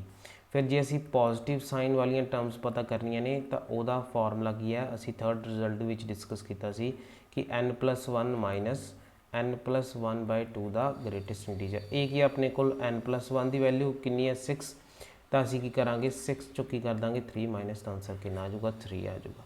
तो इस तरह तुसीं इस रिजल्ट की हैल्प के नाल फाइंड आउट कर सकते हो कितनियां पॉजिटिव टर्म्स ने कितनियां नैगेटिव टर्म्स ने किसी भी एक्सपेंशन दे विच जो कि साडे कोल x - y दी पावर n दी फॉर्म च दिता होगी क्योंकि सानू x + y दी पावर n दे विच तां पुछ ही नहीं सकते। हुण x + y दी पावर n दे विच मान लो तुहाडे तो पुछ लिता गया हो सकता रजे क्वेश्चन आ जाए तुहाडे एग्जाम दे विच क्योंकि एग्जामिनर कई बार चैक करदा हुंदा भी तुसीं किन्ने क अवेयर हो कॉन्शियसनैस चैक करदा हुंदा तो x + y दी पावर n की एक्सपेंशन के तुहानूं पुछ लिता जाए कि total number of positive terms किन्नियां टर्म्स ने जिन्हां दा पॉजिटिव साइन है तो तुसीं इत्थे जिहड़ा हो सकता कैलकुलेट करन लग जाओ इस तरह रिजल्ट लगा के पर रजे ये जे तुसीं ध्यान देखो तो एक्सपेंशन x - y दी पावर n वास्ते है क्योंकि जे पॉजिटिव साइन है तो सारा एक्सपेंशन ही पॉजिटिव साइन वाली होगी सारे पॉजिटिव साइन होंगे। तो जे सानूं पुछ ले कि what are the total number of terms in this expansion with positive sign तो की होणगियां कितनियां टोटल टर्म्स ही होणगियां n+1 ही होणगियां तो आंसर की आऊगा n+1। तो इस तरह रजे तुसीं जिहड़ा सॉल्व कर लेना इन्हां सारे क्वेश्चनस नूं फिर साडे कोल की आ जांदे ने कुछ स्पैशल केसिस बन जांदे ने। स्पैशल केस फस्ट की है कहते जे मान लो असी x + y की पावर n तो x - y की पावर n दोनों की एक्सपेंशन असी हुण पढ़ी सी दोनों की कर दीए ऐड कर दीए। हुण तुसीं देखो जदों x + y की पावर n नूं एक्सपेंड किया तो साडे कोल सारियां टर्म्स की आ गई पॉजिटिव आ गई ना तो जदों असी x - y की पावर n नूं एक्सपेंड किया तो साडे कोल पॉजिटिव नैगेटिव फिर नैगेटिव फिर लास्ट वाली टर्म जी n के उपर डिपेंड करती है ईवन है कि ऑड है। तो इस तरह असी एक्सपेंड किया हुण तुसीं ध्यान नाल देखो तो साडे कोल किहड़ी टर्म्स कैंसल हो रही ने जे अगर दोनों को ऐड करांगे तो आ टर्म्स कैंसल होगी फिर उस तो बाद किहड़ी टर्म कैंसल होगी साडे कोल आवली टर्म कैंसल होगी नहीं आवली सॉरी नैगेटिव साइन है आवली टर्म कैंसल होगी। इस तरह साडे कोल नैक्सट टर्म कैंसल होंदियां जाणगियां तो साडे कोल किहड़ियां टर्म्स बचणगियां अगर असी x + y की पावर n नूं प्लस कर दईए x - y की पावर n दे नाल ਤਾਂ ਕਿਹੜੀਆਂ ਟਰਮਸ ਬਚਣਗੀਆਂ ਤੁਸੀਂ ਖੁਦ ਜਿਹੜਾ ਨੋਟ ਕਰਕੇ ਦੇਖਣਾ ਹੈ। ਤਾਂ ਰਾਜੇ ਉਹੀ term ਬਚਣਗੀਆਂ, only those terms were left, only those terms were left. ਕਿਹੜੀਆਂ ਟਰਮਸ ਬਚਣਗੀਆਂ? ਉਹ ਟਰਮਸ ਬਚਣਗੀਆਂ ਜਿਹੜੀਆਂ x ਮਾਈਨਸ ਵਾਈ ਦੀ ਪਾਵਰ n ਦੇ ਵਿੱਚ ਪੋਜ਼ਿਟਿਵ ਨੇ। ਬੜੀ ਹੀ ਇੰਪੋਰਟੈਂਟ ਗੱਲ ਹੈ ਤੇ ਬੜੇ ਧਿਆਨ ਨਾਲ ਸੁਣਨ ਵਾਲੀ ਗੱਲ ਹੈ। ਜਦੋਂ ਅਸੀਂ x ਪਲੱਸ ਵਾਈ ਦੀ ਪਾਵਰ n ਤੇ x ਮਾਈਨਸ ਵਾਈ ਦੀ ਪਾਵਰ n ਨੂੰ ਐਡ ਕੀਤਾ ਤਾਂ ਸਾਡੇ ਕੋਲ ਕਿਹੜੀਆਂ ਟਰਮਸ ਰਹਿ ਜਾਣਗੀਆਂ? ਤਾਂ ਤੁਸੀਂ ਦੇਖੋਗੇ ਸਿਰਫ ਉਹ ਟਰਮਸ ਬਚਣਗੀਆਂ। ਇਹ ਨਾ ਦੇਖੋ ਵੀ ਇਹਨਾਂ ਨੂੰ ਪਲੱਸ ਕਰਕੇ 2 ਬਣ ਜਾਊਗਾ ਮੂਹਰੇ, ਨਹੀਂ, ਉਹ ਨਹੀਂ ਦੇਖਣਾ। ਸੇਮ ਨੇ, ਮੈਂ ਮੰਨਦਾ, ਪਰ ਸਾਡੇ ਕੋਲ ਟਰਮਸ ਕਿਹੜੀਆਂ ਬਚਣਗੀਆਂ? ਇੱਥੇ y ਦੀ 0 ਨਾ ਲਿਖ ਕੇ 1 ਹੀ ਲਿਖ ਲਓ, ਕਈ ਵਾਰ ਤੁਸੀਂ ਕਨਫਿਊਜ਼ ਹੋ ਜਾਂਦੇ ਹੋ। ਤਾਂ ਇੱਕੋ ਹੀ ਗੱਲ ਹੈ ਜੀ, nc0 x ਦੀ n, nc0 x ਦੀ n, ਠੀਕ ਹੈ, ਕਨਫਿਊਜ਼ ਨਹੀਂ ਹੋਣਾ। ਇੱਥੇ ਵੀ y ਦੀ 1 ਲਿਖ ਲਓ, ਚਾਹੇ ਕਨਫਿਊਜ਼ਨ ਹੋ ਜਾਂਦੀ ਹੈ ਨਾ ਸਾਨੂੰ ਕਈ ਵਾਰ, ਕਿਉਂਕਿ ਨਵੇਂ ਪ੍ਰੈਕਟਿਸ ਕਰ ਰਹੇ ਹਾਂ। ਤਾਂ ਰਾਜੇ ਕੀ ਦੇਖੋ, ਜਦੋਂ ਅਸੀਂ x ਪਲੱਸ ਵਾਈ ਦੀ ਪਾਵਰ n ਤੇ x ਮਾਈਨਸ ਵਾਈ ਦੀ ਪਾਵਰ n ਨੂੰ ਐਡ ਕੀਤਾ ਤਾਂ ਜਿਹੜੀਆਂ ਨੈਗੇਟਿਵ ਸਾਈਨ ਵਾਲੀਆਂ ਟਰਮਸ ਸੀ ਉਹ ਤਾਂ ਕੈਂਸਲ ਆਊਟ ਹੋ ਗਈਆਂ। ਤਾਂ ਕਿਹੜੀਆਂ ਬਚੀਆਂ? ਉਹ ਟਰਮਸ ਬਚੀਆਂ ਜਿਹੜੀਆਂ ਕਿ x ਮਾਈਨਸ ਵਾਈ ਦੀ ਪਾਵਰ n ਦੇ ਵਿੱਚ ਪੋਜ਼ਿਟਿਵ ਨੇ। ਸਿਰਫ ਉਹ ਟਰਮਸ ਬਚਣਗੀਆਂ। ਜਿਹੜੀਆਂ x ਮਾਈਨਸ ਵਾਈ ਦੀ ਪਾਵਰ n ਦੇ ਵਿੱਚ ਨੈਗੇਟਿਵ ਸਾਈਨ ਵਾਲੀ ਟਰਮਸ ਸੀ ਉਹ ਕੈਂਸਲ ਆਊਟ ਹੋ ਗਈਆਂ। ਤਾਂ ਮੈਂ ਇੱਥੇ ਲਿਖਦਾ only those terms were left which are of positive sign, which are of positive sign in expansion of x minus y ਦੀ ਪਾਵਰ n। ਤਾਂ ਸਿਰਫ ਉਹ ਟਰਮਸ ਬਚੀਆਂ ਜਿਹੜੀਆਂ ਕਿ ਪੋਜ਼ਿਟਿਵ ਸਾਈਨ ਵਾਲੀਆਂ ਨੇ in expansion of x minus y ਦੀ ਪਾਵਰ n। ਤਾਂ ਤੁਸੀਂ ਇਹ ਦੱਸੋ ਵੀ ਜੇ ਤੁਹਾਨੂੰ ਕੋਈ ਪੁੱਛੇ ਵੀ ਤੁਸੀਂ x ਮਾਈਨਸ ਵਾਈ ਦੀ ਪਾਵਰ n ਦੀ ਐਕਸਪੈਂਸ਼ਨ ਦੇ ਵਿੱਚ ਟੋਟਲ ਨੰਬਰ ਆਫ ਟਰਮਸ ਦੱਸਣੀਆਂ ਨੇ ਵਿਦ ਪੋਜ਼ਿਟਿਵ ਸਾਈਨ, मैं दोबारा रिपीट करता क्वेश्चन ਨੂੰ, ਜੇ ਤੁਹਾਨੂੰ ਕੋਈ ਪੁੱਛੇ total number of terms with positive sign in expansion of x minus y ਦੀ ਪਾਵਰ n, ਤਾਂ ਕਿਵੇਂ ਫਾਈਂਡ ਆਊਟ ਕਰੋਗੇ? ਤਾਂ ਤੁਸੀਂ ਕਹੋਗੇ ਸਰ ਹੁਣੀ ਤਾਂ ਆਪਾਂ ਆ ਕੀਤੇ ਨੇ ਰਿਜ਼ਲਟ, ਸੀ ਰਿਜ਼ਲਟ। ਤੇ ਤੁਸੀਂ ਇਹ ਵੀ ਧਿਆਨ ਦਿਓ ਵੀ ਜਿਹੜਾ ਅਸੀਂ ਸਪੈਸ਼ਲ ਕੇਸ 1 ਕੀਤਾ ਜਦੋਂ ਅਸੀਂ x ਪਲੱਸ ਵਾਈ ਦੀ ਪਾਵਰ n ਤੇ x ਮਾਈਨਸ ਵਾਈ ਦੀ ਪਾਵਰ n ਨੂੰ ਐਡ ਕੀਤਾ, ਤੇ ਜੇ ਮੈਂ ਤੁਹਾਨੂੰ ਇੱਥੇ ਪੁੱਛਾਂ ਕਿ total number of terms with positive sign in this, मतलब पूरी की पूरी एक्सपेंशन दे विच total number of terms with positive sign in this expansion are, तो तुसीं कहोगे सर उन्नियां ही होणगियां जिन्नियां एक्स माइनस वाई दी पावर n दी एक्सपेंशन दे विच सीगियां। पॉजिटिव टर्म किन्नियां होणगियां? उन्नियां ही होणगियां जिन्नियां एक्स माइनस वाई दी पावर n दे विच होणगियां। तो इहदा मतलब जदों साडे कोल आह एक्सपेंशन आऊगी इस फॉर्म दे विच, ਤਾਂ ਅਸੀਂ ਜੇ पॉजिटिव साइन वाली टर्म्स पता करनियां ने तो ਉਹਦਾ फार्मूला ਕੀ ਹੋਊਗਾ? n+1 माइनस n+1/2 ਦਾ ਗ੍ਰੇਟੈਸਟ ਇੰਟੀਜਰ। ਠੀਕ ਹੈ ਜੀ। ਸੈਕਿੰਡ ਸਪੈਸ਼ਲ ਕੇਸ ਕੀ ਹੈ? ਕਹਿੰਦਾ ਜੇ ਮੰਨ ਲਓ ਅਸੀਂ ਇਹਨਾਂ ਦੋਨਾਂ ਨੂੰ ਸਬਟਰੈਕਟ ਕਰਤਾ, x ਪਲੱਸ ਵਾਈ ਦੀ power n minus x minus y ਦੀ ਪਾਵਰ n, ਇੱਦਾਂ ਕਰਤਾ ਤਾਂ ਫਿਰ ਕੀ ਆਏਗਾ? ਜਦੋਂ ਅਸੀਂ ਇਹਨਾਂ ਦੋਨਾਂ ਨੂੰ ਸਬਟਰੈਕਟ ਕਰਾਂਗੇ ਤਾਂ ਸਾਡੇ ਕੋਲ ਕੀ ਹੋ ਜਾਊਗਾ ਰਾਜੇ? ਇਸ ਟਰਮ ਦੇ ਅੱਗੇ ਸਾਈਨ ਚੇਂਜ ਹੋ ਜਾਣਗੇ, ਸਾਈਨ ਚੇਂਜ ਹੋ ਜਾਣਗੇ। ਕਹਿਣ ਦਾ ਮਤਲਬ ਜਦੋਂ ਅਸੀਂ ਮਾਈਨਸ ਕਰਾਂਗੇ, ਮੈਂ ਇੱਥੇ ਹੀ ਸੋਲਵ ਕਰਕੇ ਦਿਖਾਉਣਾ ਇੱਥੇ ਹੀ, ਤਾਂ ਜਦੋਂ ਅਸੀਂ ਮਾਈਨਸ ਕਰਾਂਗੇ, ਮਾਈਨਸ ਦਾ ਸਾਈਨ ਲਗਾਵਾਂਗੇ ਇਸ ਦੇ ਅੱਗੇ, ਤਾਂ ਆਹ ਟਰਮ ਮਾਈਨਸ ਹੋ ਜੂਗੀ, ਆਹ ਟਰਮ ਕੀ ਹੋ ਜੂਗੀ ਸਾਡੇ ਕੋਲ ਪਲੱਸ, ਆਹ ਟਰਮ ਕੀ ਹੋ ਜੂਗੀ ਆਪਣੇ ਕੋਲ ਮਾਈਨਸ, ਆਹ ਟਰਮ ਕੀ ਹੋ ਜੂਗੀ ਪਲੱਸ। ਇੱਦਾਂ ਜਿਹੜੇ ਨੇ ਸਾਡੇ ਕੋਲ ਸਾਈਨ ਚੇਂਜ ਹੋ ਜਾਣਗੇ। ਲਾਸਟ ਟਰਮ ਜਿਹੜੀ ਡਿਪੈਂਡ ਕਰੂਗੀ n ਦੇ ਉੱਤੇ। ਦੇਖੋ ਤਾਂ ਹੁਣ ਆਪਾਂ ਕੀ ਦੇਖੋ ਆਪਣੇ ਕੋਲ ਸਾਈਨ ਚੇਂਜ ਹੋ ਗਏ, ਠੀਕ ਹੈ ਜੀ। ਫਿਰ ਕਿਹੜੀ ਟਰਮ ਕੈਂਸਲ ਹੋ ਜਾਣਗੀਆਂ? ਫਸਟ ਟਰਮ ਕੈਂਸਲ ਆਊਟ ਹੋ ਜੂਗੀ, ਸੈਕਿੰਡ ਟਰਮ ਕੈਂਸਲ ਨਹੀਂ ਹੋਊਗੀ ਕਿਉਂਕਿ ਇਹ ਪੋਜ਼ਿਟਿਵ ਬਣ ਚੁੱਕੀ ਹੈ। ਹੋਰ ਉਸ ਤੋਂ ਕਿਹੜੀ ਟਰਮ ਕੈਂਸਲ ਹੋ ਜੂਗੀ? ਆਹ ਟਰਮ ਕੈਂਸਲ ਹੋ ਜੂਗੀ। ਫਿਰ ਆਹ ਟਰਮ ਬਚ ਜੂਗੀ, ਕਿਹੜੀ ਬਚ ਜੂਗੀ? ਜਿਹੜੀ ਪੋਜ਼ਿਟਿਵ ਹੋ ਚੁੱਕੀ ਹੈ। ਫਿਰ ਆਹ ਟਰਮ ਕੈਂਸਲ ਆਊਟ ਹੋ ਜੂਗੀ। ਤਾਂ ਕੈਂਸਲ ਹੋ ਜਾਣਗੀਆਂ ਨਾ ਉਹ ਸਾਰੀਆਂ ਟਰਮਸ ਜਿਹੜੀਆਂ ਸਾਡੇ ਕੋਲ ਕੀ ਸੀਗੀਆਂ? ਨੈਗੇਟਿਵ ਹੋ ਗਈਆਂ ਨਾ। ਹੁਣ ਤੁਸੀਂ ਇਹ ਦੇਖੋ ਰਾਜੇ ਕਿ ਕਿਹੜੀਆਂ ਟਰਮਸ ਜਿਹੜੀਆਂ ਨੇ ਕੈਂਸਲ ਹੋ ਰਹੀਆਂ ਨੇ। ਕੈਂਸਲ ਕਿਹੜੀਆਂ ਟਰਮਸ ਹੋ ਰਹੀਆਂ ਨੇ? अगर असी x माइनस वाई के संदर्भ की गल कर x माइनस वाई के पावर n की गल करिए, जदों साडे कोल x माइनस वाई की पावर n सीगी, साइन चेंज नहीं होया जी, मैं गल की कर रहा जदों साडे कोल x माइनस वाई की पावर n सीगी तो साइन चेंज नहीं किए सी, मतलब ये मूरे माइनस नहीं लगाया, आवला माइनस नहीं लगाया जी, उदों की गल कर रहे हैं। तो उदों साडे कोल आ टर्म तक ही सीगी पॉजिटिव, आ टर्म की सीगी नैगेटिव। तो तुसीं देखो भी किहड़ियां टर्म्स जिहड़ियां साडे कोल इत्थे कैंसल आउट हो रही ने, तो साडे कोल किहड़ियां टर्म्स कैंसल आउट हो रही ने राजे? वो टर्म्स जिन्हां दे विच पॉजिटिव साइन सीगा इन x माइनस वाई की पावर n। दोबारा ध्यान नाल सुनो, ਜਦੋਂ ਅਸੀਂ ਸਾਈਨ ਚੇਂਜ ਨਹੀਂ ਕੀਤੇ ਸੀਗੇ, ਜਦੋਂ ਅਸੀਂ x ਮਾਈਨਸ ਵਾਈ ਦੀ ਪਾਵਰ n ਨੂੰ ਐਜ਼ ਇਟ ਇਜ਼ ਲਿਖਿਆ ਹੋਇਆ ਸੀ, ਇੱਥੇ ਦੇਖੋ ਸਾਈਨ ਨਹੀਂ ਚੇਂਜ ਕੀਤੇ ਸੀ। ਆਹ ਲਾਲ ਪੈਨ ਨਾਲ ਤਾਂ ਮੈਂ ਸਾਈਨ ਚੇਂਜ ਕੀਤੇ ਹੋਏ ਆ, ਤੁਸੀਂ ਲਾਲ ਨਹੀਂ ਦੇਖਣਾ, ਬਲੈਕ ਦੇਖਣਾ। ਆਹ ਵੀ ਸਾਡੇ ਕੋਲ ਸਾਈਨ ਚੇਂਜ ਕੀਤਾ ਹੋਇਆ ਹੈ ਨਾ, ਜਦ ਕਿ ਮੈਂ ਪਲੱਸ ਇਹਨੂੰ ਪਲੱਸ ਬਣਾਇਆ ਸੀ ਜਦੋਂ ਮੈਂ ਸਾਈਨ ਚੇਂਜ ਕੀਤਾ ਸੀ। ਤਾਂ ਲਾਲ ਨਹੀਂ ਦੇਖਣਾ, ਬਲੈਕ ਦੇਖਣਾ।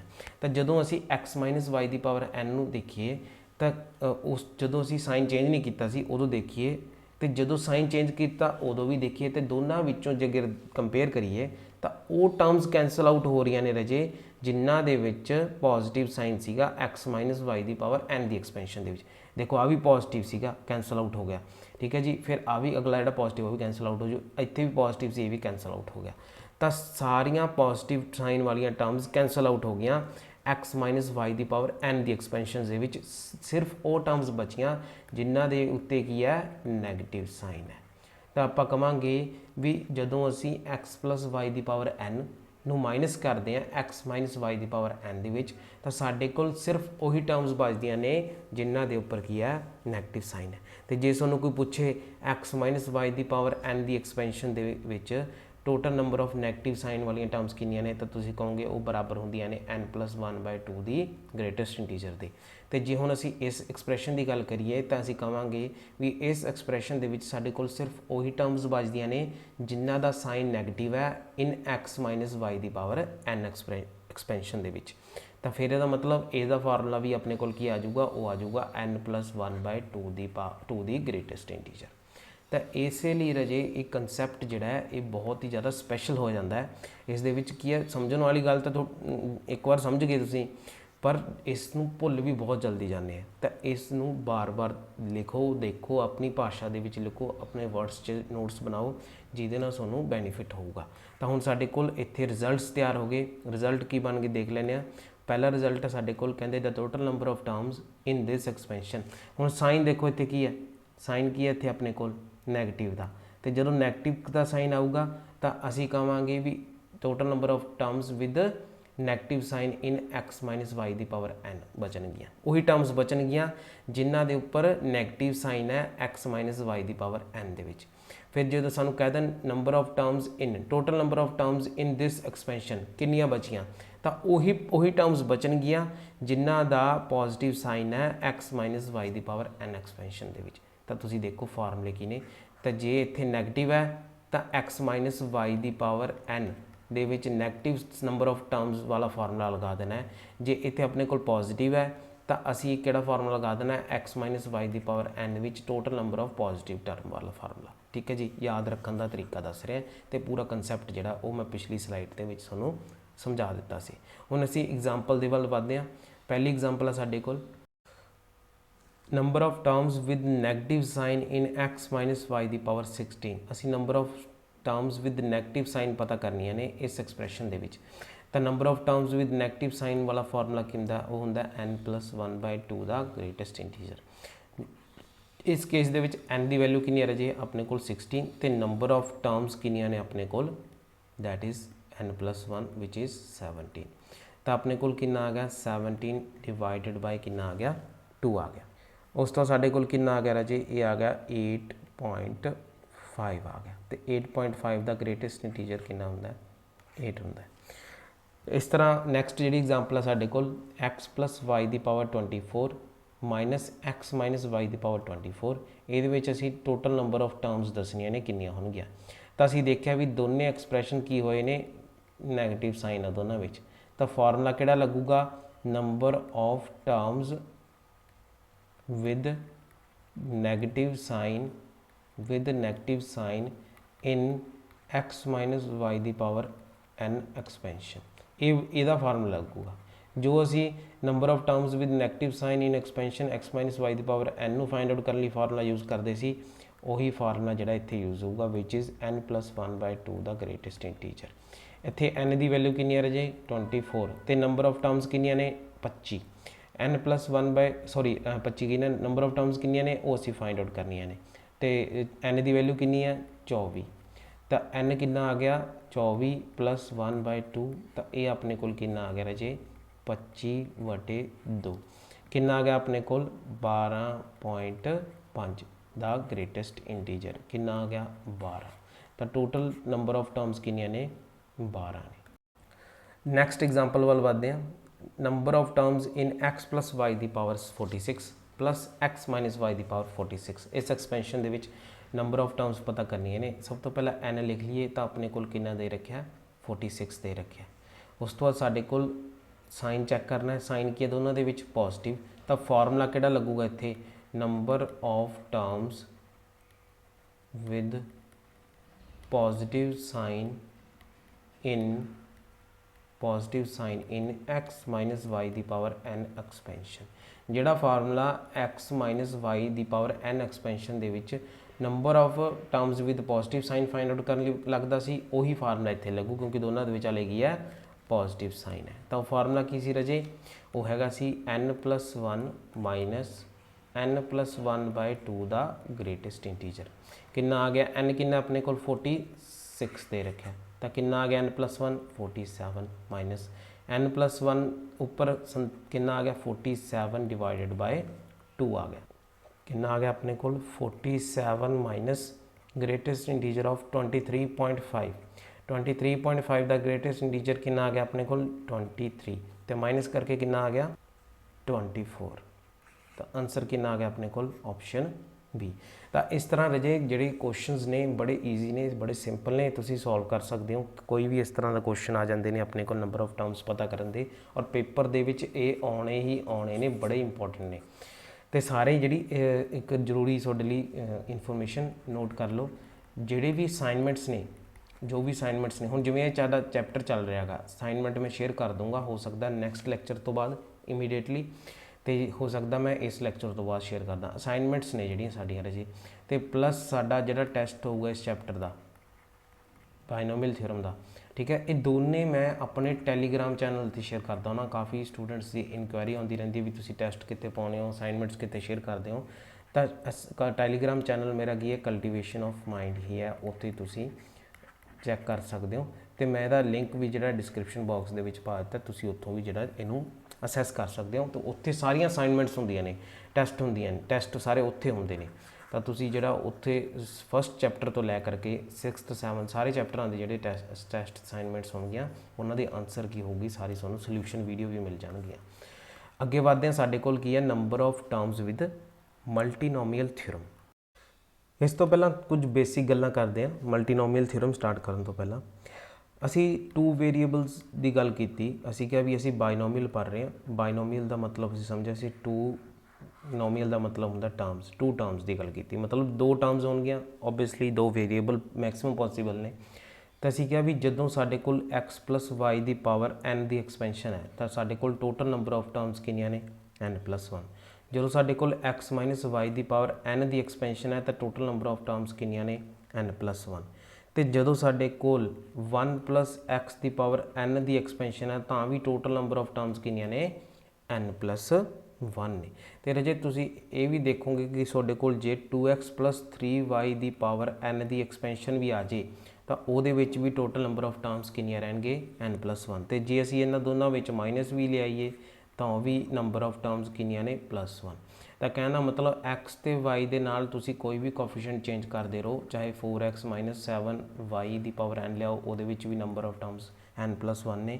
ਤਾਂ ਹਮੇਸ਼ਾ ਨੰਬਰ ਆਫ ਟਰਮਸ n+1 ਹੋਣਗੀਆਂ ਇਨ ਕੇਸ ਆਫ 2 ਵੇਰੀਏਬਲਸ ਦੀ ਅਗਰ ਅਸੀਂ ਗੱਲ ਕਰ ਰਹੇ ਹਾਂ। ਲੇਕਿਨ ਜਦੋਂ ਅਸੀਂ ਮਲਟੀਨੋਮੀਅਲ ਥਿਊਰਮ ਸਟਾਰਟ ਕਰਦੇ ਹਾਂ, ਤਾਂ ਉਹਦੇ ਵਿੱਚ ਰਾਜੇ ਜਿਹੜਾ ਮਲਟੀ ਮੀਨਸ ਕੀ ਹੋ ਗਿਆ ਮੈਨੀ, ਜ਼ਿਆਦਾ, ਇੱਕ ਤੋਂ ਜ਼ਿਆਦਾ ਨਾ, 2 ਤੋਂ ਜ਼ਿਆਦਾ, 3 ਤੋਂ ਜ਼ਿਆਦਾ। ਮਲਟੀ ਮਤਲਬ ਬਹੁਤ ਸਾਰੇ, ਤਾਂ ਨੋਮੀਅਲ ਮਤਲਬ ਟਰਮਸ, ਬਹੁਤ ਸਾਰੀਆਂ ਟਰਮਸ ਆ ਗਈਆਂ ਨੇ। ਬਹੁਤ ਸਾਰੀਆਂ ਟਰਮਸ ਆ ਗਈਆਂ ਨੇ ਤਾਂ ਮਤਲਬ ਨੰਬਰ ਆਫ ਵੇਰੀਏਬਲਸ ਵੀ ਮੋਰ ਦੈਨ 2 ਹੋ ਗਏ। 2 ਵੇਰੀਏਬਲਸ ਤਾਂ ਮਤਲਬ ਬਾਇਨੋਮੀਅਲ ਦੀ ਗੱਲ ਕਰ ਰਹੇ ਹਾਂ ਨਾ, ਅਸੀਂ ਬਾਇਨੋਮੀਅਲ ਦੀ ਗੱਲ ਕਰ ਰਹੇ ਹਾਂ ਇੱਥੇ ਤਾਂ। ਲੇਕਿਨ ਅਗਰ ਅਸੀਂ ਗੱਲ ਕਰੀਏ ਮਲਟੀਨੋਮੀਅਲ ਦੀ, ਤਾਂ ਮਲਟੀਨੋਮੀਅਲ ਦੇ ਕੇਸ 'ਚ ਤਾਂ ਕੀ ਆ ਗਿਆ ਮੈਨੀ ਟਰਮਸ, ਇਹੀ ਮਤਲਬ ਹੋਇਆ ਮਲਟੀਨੋਮੀਅਲ ਦਾ। ਤਾਂ ਮੈਨੀ ਟਰਮਸ ਮਤਲਬ ਮੈਨੀ ਵੇਰੀਏਬਲਸ, ਇੱਕ ਤੋਂ ਜ਼ਿਆਦਾ ਵੇਰੀਏਬਲਸ। ਤਾਂ ਉਸ ਕੇਸ ਦੇ ਵਿੱਚ ਅਸੀਂ ਕਿਸ ਤਰ੍ਹਾਂ number of terms find out ਕਰ ਸਕਦੇ ਹਾਂ, ਉਹ ਸਾਨੂੰ ਮਲਟੀਨੋਮੀਅਲ ਥਿਊਰਮ ਜਿਹੜੀ ਦੱਸਦੀ ਹੈ। ਤਾਂ ਜੇ ਮੰਨ ਲਓ ਸਾਡੇ ਕੋਲ ਟੋਟਲ ਟਰਮਸ ਕੱਢਣ ਲਈ ਕਹਿ ਦਿੱਤਾ ਜਾਵੇ, ਤੇ ਐਕਸਪੈਂਸ਼ਨ ਦੇ ਰੱਖੀਏ ਜਿਹਦੇ ਵਿੱਚ ਸਾਡੇ ਕੋਲ ਟਰਮਸ ਨੇ x1 x2 x3 up to xk। ਕਹਿਣ ਦਾ ਮਤਲਬ k ਟਰਮਸ ਵਾਸਤੇ ਅਗਰ ਸਾਨੂੰ ਕਹਿ ਦਿੱਤਾ ਜਾਵੇ ਵੀ ਟੋਟਲ ਨੰਬਰ ਆਫ ਟਰਮਸ ਪਤਾ ਕਰੋ, ਤਾਂ ਉਹਦਾ ਫਾਰਮੂਲਾ ਕੀ ਹੁੰਦਾ ਰਾਜੇ? ਉਹਦਾ ਫਾਰਮੂਲਾ ਹੁੰਦਾ n+ k -1 c k -1। ਤਾਂ ਜਿੰਨੀ ਕੇ ਰਿਪਰੈਜ਼ੈਂਟ ਕਿਹਨੂੰ ਕਰ ਰਿਹਾ, ਕੇ ਰਿਪਰੈਜ਼ੈਂਟ ਕਰ ਰਿਹਾ ਨੰਬਰ ਆਫ ਵੇਰੀਏਬਲ ਨੂੰ। ਤਾਂ ਜਿੰਨੇ ਵੇਰੀਏਬਲਸ ਹੋਣਗੇ ਉਹੀ ਕੀ ਆਪਣੇ ਕੋਲ ਕੇ ਦੀ ਵੈਲਿਊ ਹੋਊਗੀ। ਜੇ 3 ਵੇਰੀਏਬਲ ਨੇ ਤਾਂ ਕੇ ਦੀ ਵੈਲਿਊ ਹੋਊਗੀ 3, 2 ਵੇਰੀਏਬਲ ਨੇ ਤਾਂ ਕੇ ਦੀ ਵੈਲਿਊ ਹੋਊਗੀ 2, ਜੇ 4 ਵੇਰੀਏਬਲ ਨੇ ਤਾਂ ਕੇ ਦੀ ਵੈਲਿਊ ਕਿੰਨੀ ਹੋਊਗੀ, 4 ਹੋਊਗੀ। ਇੱਥੇ ਇੱਕ ਨੋਟ ਲਿਖਿਆ ਹੋਇਆ ਹੈ ਜੋ ਕਿ ਬਹੁਤ ਜ਼ਰੂਰੀ ਹੈ, ਇਸ ਤੋਂ ਬਿਨਾਂ ਕੁਐਸਚਨ ਗਲਤ ਹੋ ਜਾਊਗਾ ਜੇ ਤੁਸੀਂ ਇਹਨੂੰ ਨਹੀਂ ਧਿਆਨ ਨਾਲ ਸਮਝੋਗੇ। ਕਹਿੰਦੇ ਦਿਸ ਮਤਲਬ ਜੋ ਸਾਡਾ ਇਹ ਫਾਰਮੂਲਾ ਹੈ, this is valid only if all the terms are distinct। ਅਗਰ ਸਾਰੀਆਂ ਟਰਮਸ ਜਿਵੇਂ x1 x2 x3 up to xk ਇਹ ਸਾਰੀਆਂ ਟਰਮਸ ਜਿਹੜੀਆਂ ਨੇ ਇੱਕ ਦੂਸਰੇ ਦੇ ਨਾਲ ਮੈਚ ਨਹੀਂ ਹੋਣੀ ਚਾਹੀਦੀਆਂ, ਸੇਮ ਨਹੀਂ ਹੋਣੀ ਚਾਹੀਦੀਆਂ। ਤੇ ਜੇ ਇਹ ਡਿਸਟਿੰਕਟ ਨੇ ਤਾਂ ਹੀ ਇਹ ਫਾਰਮੂਲਾ ਵੈਲਿਡ ਹੈ, ਅਦਰਵਾਈਜ਼ ਇਹ ਫਾਰਮੂਲਾ ਵੈਲਿਡ ਨਹੀਂ ਹੈ।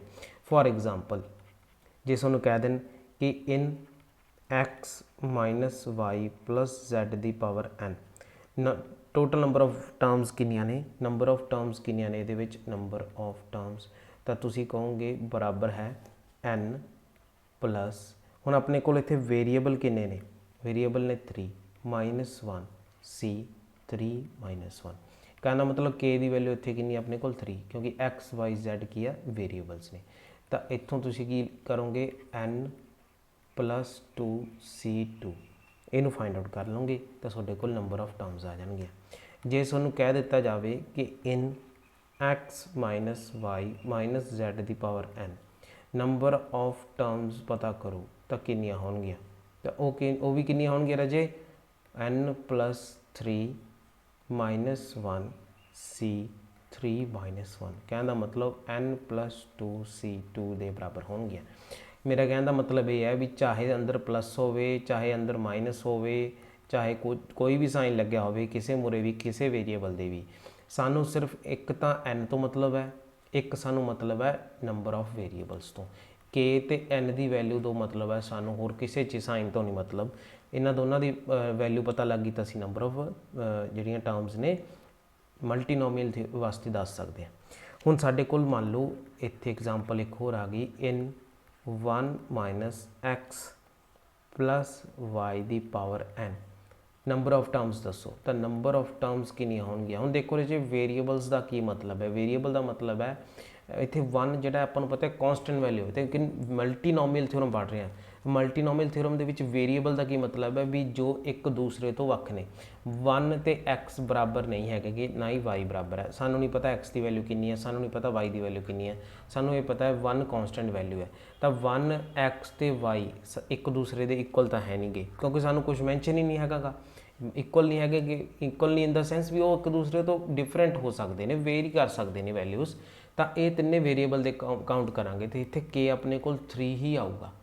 ਤਾਂ ਆਪਣੇ ਕੋਲ ਫਾਰਮੂਲਾ ਵੀ ਇੱਥੇ ਫਿਰ ਕੀ ਬਣੂਗਾ, n + 3 - 1 c 3 - 1, ਜਿਸ ਨੂੰ ਅਸੀਂ n + 2c2 ਲਿਖ ਕੇ ਸੋਲਵ ਕਰ ਸਕਦੇ ਹਾਂ। ਤਾਂ ਤੁਸੀਂ ਦੇਖੋ ਵੀ ਜਦੋਂ ਸਾਡੇ ਕੋਲ ਡਿਸਟਿੰਕਟ ਜਿਹੜੀਆਂ ਡਿਫਰੈਂਟ ਜਿਹੜੀਆਂ ਟਰਮਸ ਲਿਖੀਆਂ ਹੁੰਦੀਆਂ ਨੇ ਤਾਂ ਉਹਨਾਂ ਵਾਸਤੇ ਸਾਡੇ ਕੋਲ ਫਾਰਮੂਲਾ ਸਭ ਲਈ ਸੇਮ ਹੁੰਦਾ, ਚਾਹੇ ਇੱਥੇ 1 ਲਿਖ ਲਓ, ਚਾਹੇ ਇੱਥੇ x ਲਿਖ ਲਓ, ਚਾਹੇ ਇੱਥੇ y ਲਿਖ ਲਓ, ਲੇਕਿਨ ਵੇਰੀਏਬਲ ਤੇ ਇਹਨਾਂ ਨੇ ਤਾਂ ਫਾਰਮੂਲਾ ਸਾਨੂੰ ਪਤਾ ਹੈ ਉਹਦੇ ਵਿੱਚ ਵੈਲਿਊ ਪੁੱਟ ਕਰ ਦਾਂਗੇ, ਕਹਿਣਾ ਮਤਲਬ। ਪਰ ਜੇ ਸਾਡੇ ਕੋਲ ਇੱਕ ਇੱਥੇ ਹੋਰ ਇੰਟਰਸਟਿੰਗ ਹੈ ਐਗਜ਼ਾਮਪਲ ਹੈ, ਜੇ ਮੰਨ ਲਓ ਸਾਡੇ ਕੋਲ ਇਸ ਤਰ੍ਹਾਂ ਦੀ ਐਗਜ਼ਾਮਪਲ ਆ ਜੇ ਕਿ ਨੰਬਰ ਆਫ ਟਰਮਸ ਪਤਾ ਕਰਨੀਆਂ ਨੇ ਇਨ x + x² + y ਦੀ ਪਾਵਰ n। ਹੁਣ ਤੁਸੀਂ ਇੱਥੇ ਧਿਆਨ ਨਾਲ ਦੇਖੋ x ਤੇ x² ਦੇਖੋ, x ਤੇ x² ਇਹ ਦੋਨੇ ਜਿਹੜੇ ਨੇ ਡਿਪੈਂਡ ਕਰਦੇ ਨੇ ਮਤਲਬ ਇੱਕ ਦੂਸਰੇ ਦੇ ਉੱਪਰ। ਜੇ ਮੰਨ ਲਓ x ਦੀ ਵੈਲਿਊ 1 ਪੁੱਟ ਕਰਾਂਗੇ ਤਾਂ x ਵੀ 1 ਆ ਗਿਆ, x² ਵੀ 1 ਆ ਗਿਆ, ਦੋਨਾਂ ਦੀ ਵੈਲਿਊ ਕੀ ਆ ਗਈ, ਸੇਮ ਆ ਗਈ, ਡਿਸਟਿੰਕਟ ਤਾਂ ਨਹੀਂ ਰਹੀਆਂ ਨਾ। ਤਾਂ ਇਸ ਕੇਸ ਦੇ ਵਿੱਚ ਅਸੀਂ ਕੀ ਹੈ ਨੰਬਰ ਆਫ ਵੈਲਿਊਜ਼ ਵਾਸਤੇ ਇਹ ਫਾਰਮੂਲਾ ਯੂਜ਼ ਨਹੀਂ ਕਰਨਾ ਗਾ। ਜੇ ਯੂਜ਼ ਕਰਤਾ ਨੰਬਰ ਆਫ ਵੈਲਿਊਜ਼ ਕੀ ਆਣਗੀਆਂ, ਰੋਂਗ ਆ ਜਾਣਗੀਆਂ ਫਾਰਮੂਲੇ ਦੇ ਅਕੋਰਡਿੰਗ। ਤੇ ਜਦੋਂ ਤੁਸੀਂ ਐਕਚੁਅਲੀ ਇਹਨੂੰ ਓਪਨ ਕਰੋਗੇ ਉਹਦੇ ਅਕੋਰਡਿੰਗ, ਮੰਨ ਲਓ ਤੁਹਾਨੂੰ ਕਹਿ ਦਿੱਤਾ ਜਾਵੇ x + x² + y ਦੀ ਪਾਵਰ 3 ਹੈ, ਇਹਦਾ ਤੁਸੀਂ number of variable number of terms ਪਤਾ ਕਰਨੀਆਂ ਨੇ। ਤੁਸੀਂ ਕੀ ਕੀਤਾ, ਆ ਫਾਰਮੂਲਾ ਯੂਜ਼ ਕੀਤਾ ਕਿ n ਦੀ ਵੈਲਿਊ 3 ਦੇ ਰੱਖੀ ਹੈ ਤੇ ਨੰਬਰ ਆਫ ਵੇਰੀਏਬਲਸ ਤੁਸੀਂ ਹੁਣ ਇੱਥੇ 3 ਪੁੱਟ ਕਰ ਲਏ, -1 c 3 - 1। ਤਾਂ ਕਿੰਨਾ ਆ ਗਿਆ ਆਪਣੇ ਕੋਲ, ਇਹ ਆ ਗਿਆ ਆਪਣੇ ਕੋਲ 3 3 6 - 1 ਕਿੰਨਾ ਆ ਗਿਆ 5 5c2 ਜਦੋਂ ਤੁਸੀਂ 5c2 ਨੂੰ ਸੋਲਵ ਕਰੋਗੇ ਤਾਂ ਉਹ ਆ ਜਾਊ ਆਪਣੇ ਕੋਲ 5 × 4 ਡਿਵਾਈਡਡ ਬਾਈ 2 × 1 ਤਾਂ ਆਨਸਰ ਕਿੰਨਾ ਆ ਗਿਆ ਆਪਣੇ ਕੋਲ 10 ਟਰਮਸ। ਪਰ ਜਦੋਂ ਤੁਸੀਂ ਐਕਚੁਅਲੀ ਇਸ ਦਾ ਕਿਊਬ ਓਪਨ ਕਰੋਗੇ ਤਾਂ ਤੁਹਾਡੇ ਕੋਲ 10 ਟਰਮਸ ਨਹੀਂ ਆਉਣਗੀਆਂ। ਤਾਂ ਇੱਥੇ ਕੀ ਹੋ ਗਿਆ, ਮਿਸਮੈਚ ਹੋ ਗਿਆ ਨਾ। ਤਾਂ ਤੁਸੀਂ ਰਾਜੇ ਧਿਆਨ ਰੱਖਣਾ ਇਸ ਗੱਲ ਦਾ ਕਿ ਜਿਹੜੀਆਂ ਸਾਡੇ ਕੋਲ ਵੇਰੀਏਬਲਸ ਨੇ ਸਾਡੇ ਕੋਲ ਉਹ ਕੀ ਹੋਣੇ ਚਾਹੀਦੇ ਨੇ, ਡਿਸਟਿੰਕਟ ਹੋਣੇ ਚਾਹੀਦੇ ਨੇ। ਜਦੋਂ ਵੇਰੀਏਬਲ ਸੇਮ ਆ ਗਏ ਤਾਂ ਉਸ ਕੇਸ ਦੇ ਵਿੱਚ ਸਾਡੇ ਕੋਲ ਇਹ ਫਾਰਮੂਲਾ ਯੂਜ਼ ਨਹੀਂ ਹੋਊਗਾ। ਅੱਗੇ ਮੈਂ ਇਹ 3 ਐਗਜ਼ਾਮਪਲ ਦਿੱਤੀਆਂ ਨੇ ਜਿਹੜੀਆਂ ਸੋਲਵ ਕਰਨ ਵਾਸਤੇ। ਫਸਟ ਐਗਜ਼ਾਮਪਲ ਹੈ ਸਾਡੇ ਕੋਲ, ਕਹਿੰਦੇ ਦ number of terms in the expansion of x + y + z⁴ ਤਾਂ ਅਸੀਂ ਦੇਖਿਆ ਵੀ ਇੱਥੇ ਸਭ ਤੋਂ ਪਹਿਲਾਂ ਵੇਰੀਏਬਲ ਕੀ ਨੇ, ਡਿਸਟਿੰਕਟ ਨੇ, ਅਲੱਗ-ਅਲੱਗ ਨੇ। ਤਾਂ k ਦੀ ਵੈਲਿਊ ਕਿੰਨੀ ਹੈ 3, n ਦੀ ਵੈਲਿਊ ਕਿੰਨੀ ਹੈ 6। ਤਾਂ ਫਾਰਮੂਲਾ ਕੀ ਹੈ ਸਾਡੇ ਕੋਲ n + k - 1 ck - 1 ਤਾਂ ਕਿੰਨਾ ਆ ਗਿਆ ਇੱਥੇ ਆਪਣੇ ਕੋਲ 6 + 3 - 1 c3 - 1 ਅਰੇ ਜੀ ਆਪਣੇ ਕੋਲ ਕਿੰਨਾ ਆ ਗਿਆ 9 - 1 8 c2 ਤਾਂ 8 × 7/2 × 1 ਤਾਂ ਆਨਸਰ ਕਿੰਨਾ ਆ ਗਿਆ 28 ਟਰਮਸ। ਤਾਂ ਆਪਸ਼ਨ ਡੀ ਕਰੈਕਟ। ਇਸੇ ਤਰ੍ਹਾਂ ਤੁਸੀਂ ਇਸ ਐਕਸਪੈਂਸ਼ਨ ਨੂੰ ਸੋਲਵ ਕਰਨਾ ਹੈ, ਇਸੇ ਤਰ੍ਹਾਂ ਇਸ ਐਕਸਪੈਂਸ਼ਨ ਨੂੰ ਸੋਲਵ ਕਰਨਾ ਹੈ। ਤਾਂ ਇਹਦੇ ਬਾਅਦ ਕੀ ਹੈ ਤੁਹਾਡੇ ਕੋਲ ਜਿਹੜੀ ਪ੍ਰੈਕਟਿਸ ਹੋ ਜਾਏਗੀ ਤੁਹਾਡੀ ਐਗਜ਼ਾਮਪਲਸ ਨੂੰ ਜਿਹੜਾ ਤੁਸੀਂ ਪ੍ਰੈਕਟਿਸ ਕਰ ਲੈਣਾ ਇਹਨਾਂ ਨੂੰ। ਤਾਂ ਇਹ ਸੀ ਰਾਜੇ ਸਾਡਾ ਅੱਜ ਦਾ ਲੈਕਚਰ ਨੰਬਰ 2। ਲੈਕਚਰ 3 ਦੇ ਵਿੱਚ ਅਸੀਂ ਇੰਪੋਰਟੈਂਟ ਟਰਮਸ ਪੜ੍ਹਾਂਗੇ ਜੋ ਕਿ ਸਾਡੀ ਹੈ ਜਨਰਲ ਟਰਮਸ, ਐਬਸੋਲੂਟ ਟਰਮਸ, ਹੈ ਨਾ, ਗ੍ਰੇਟੈਸਟ ਟਰਮਸ। ਇਹ ਸਾਰੀਆਂ ਟਰਮਸ ਸਾਡੀਆਂ ਕਵਰ ਕਰਾਂਗੇ ਲੈਕਚਰ 3 ਦੇ ਵਿੱਚ। ਧੰਨਵਾਦ।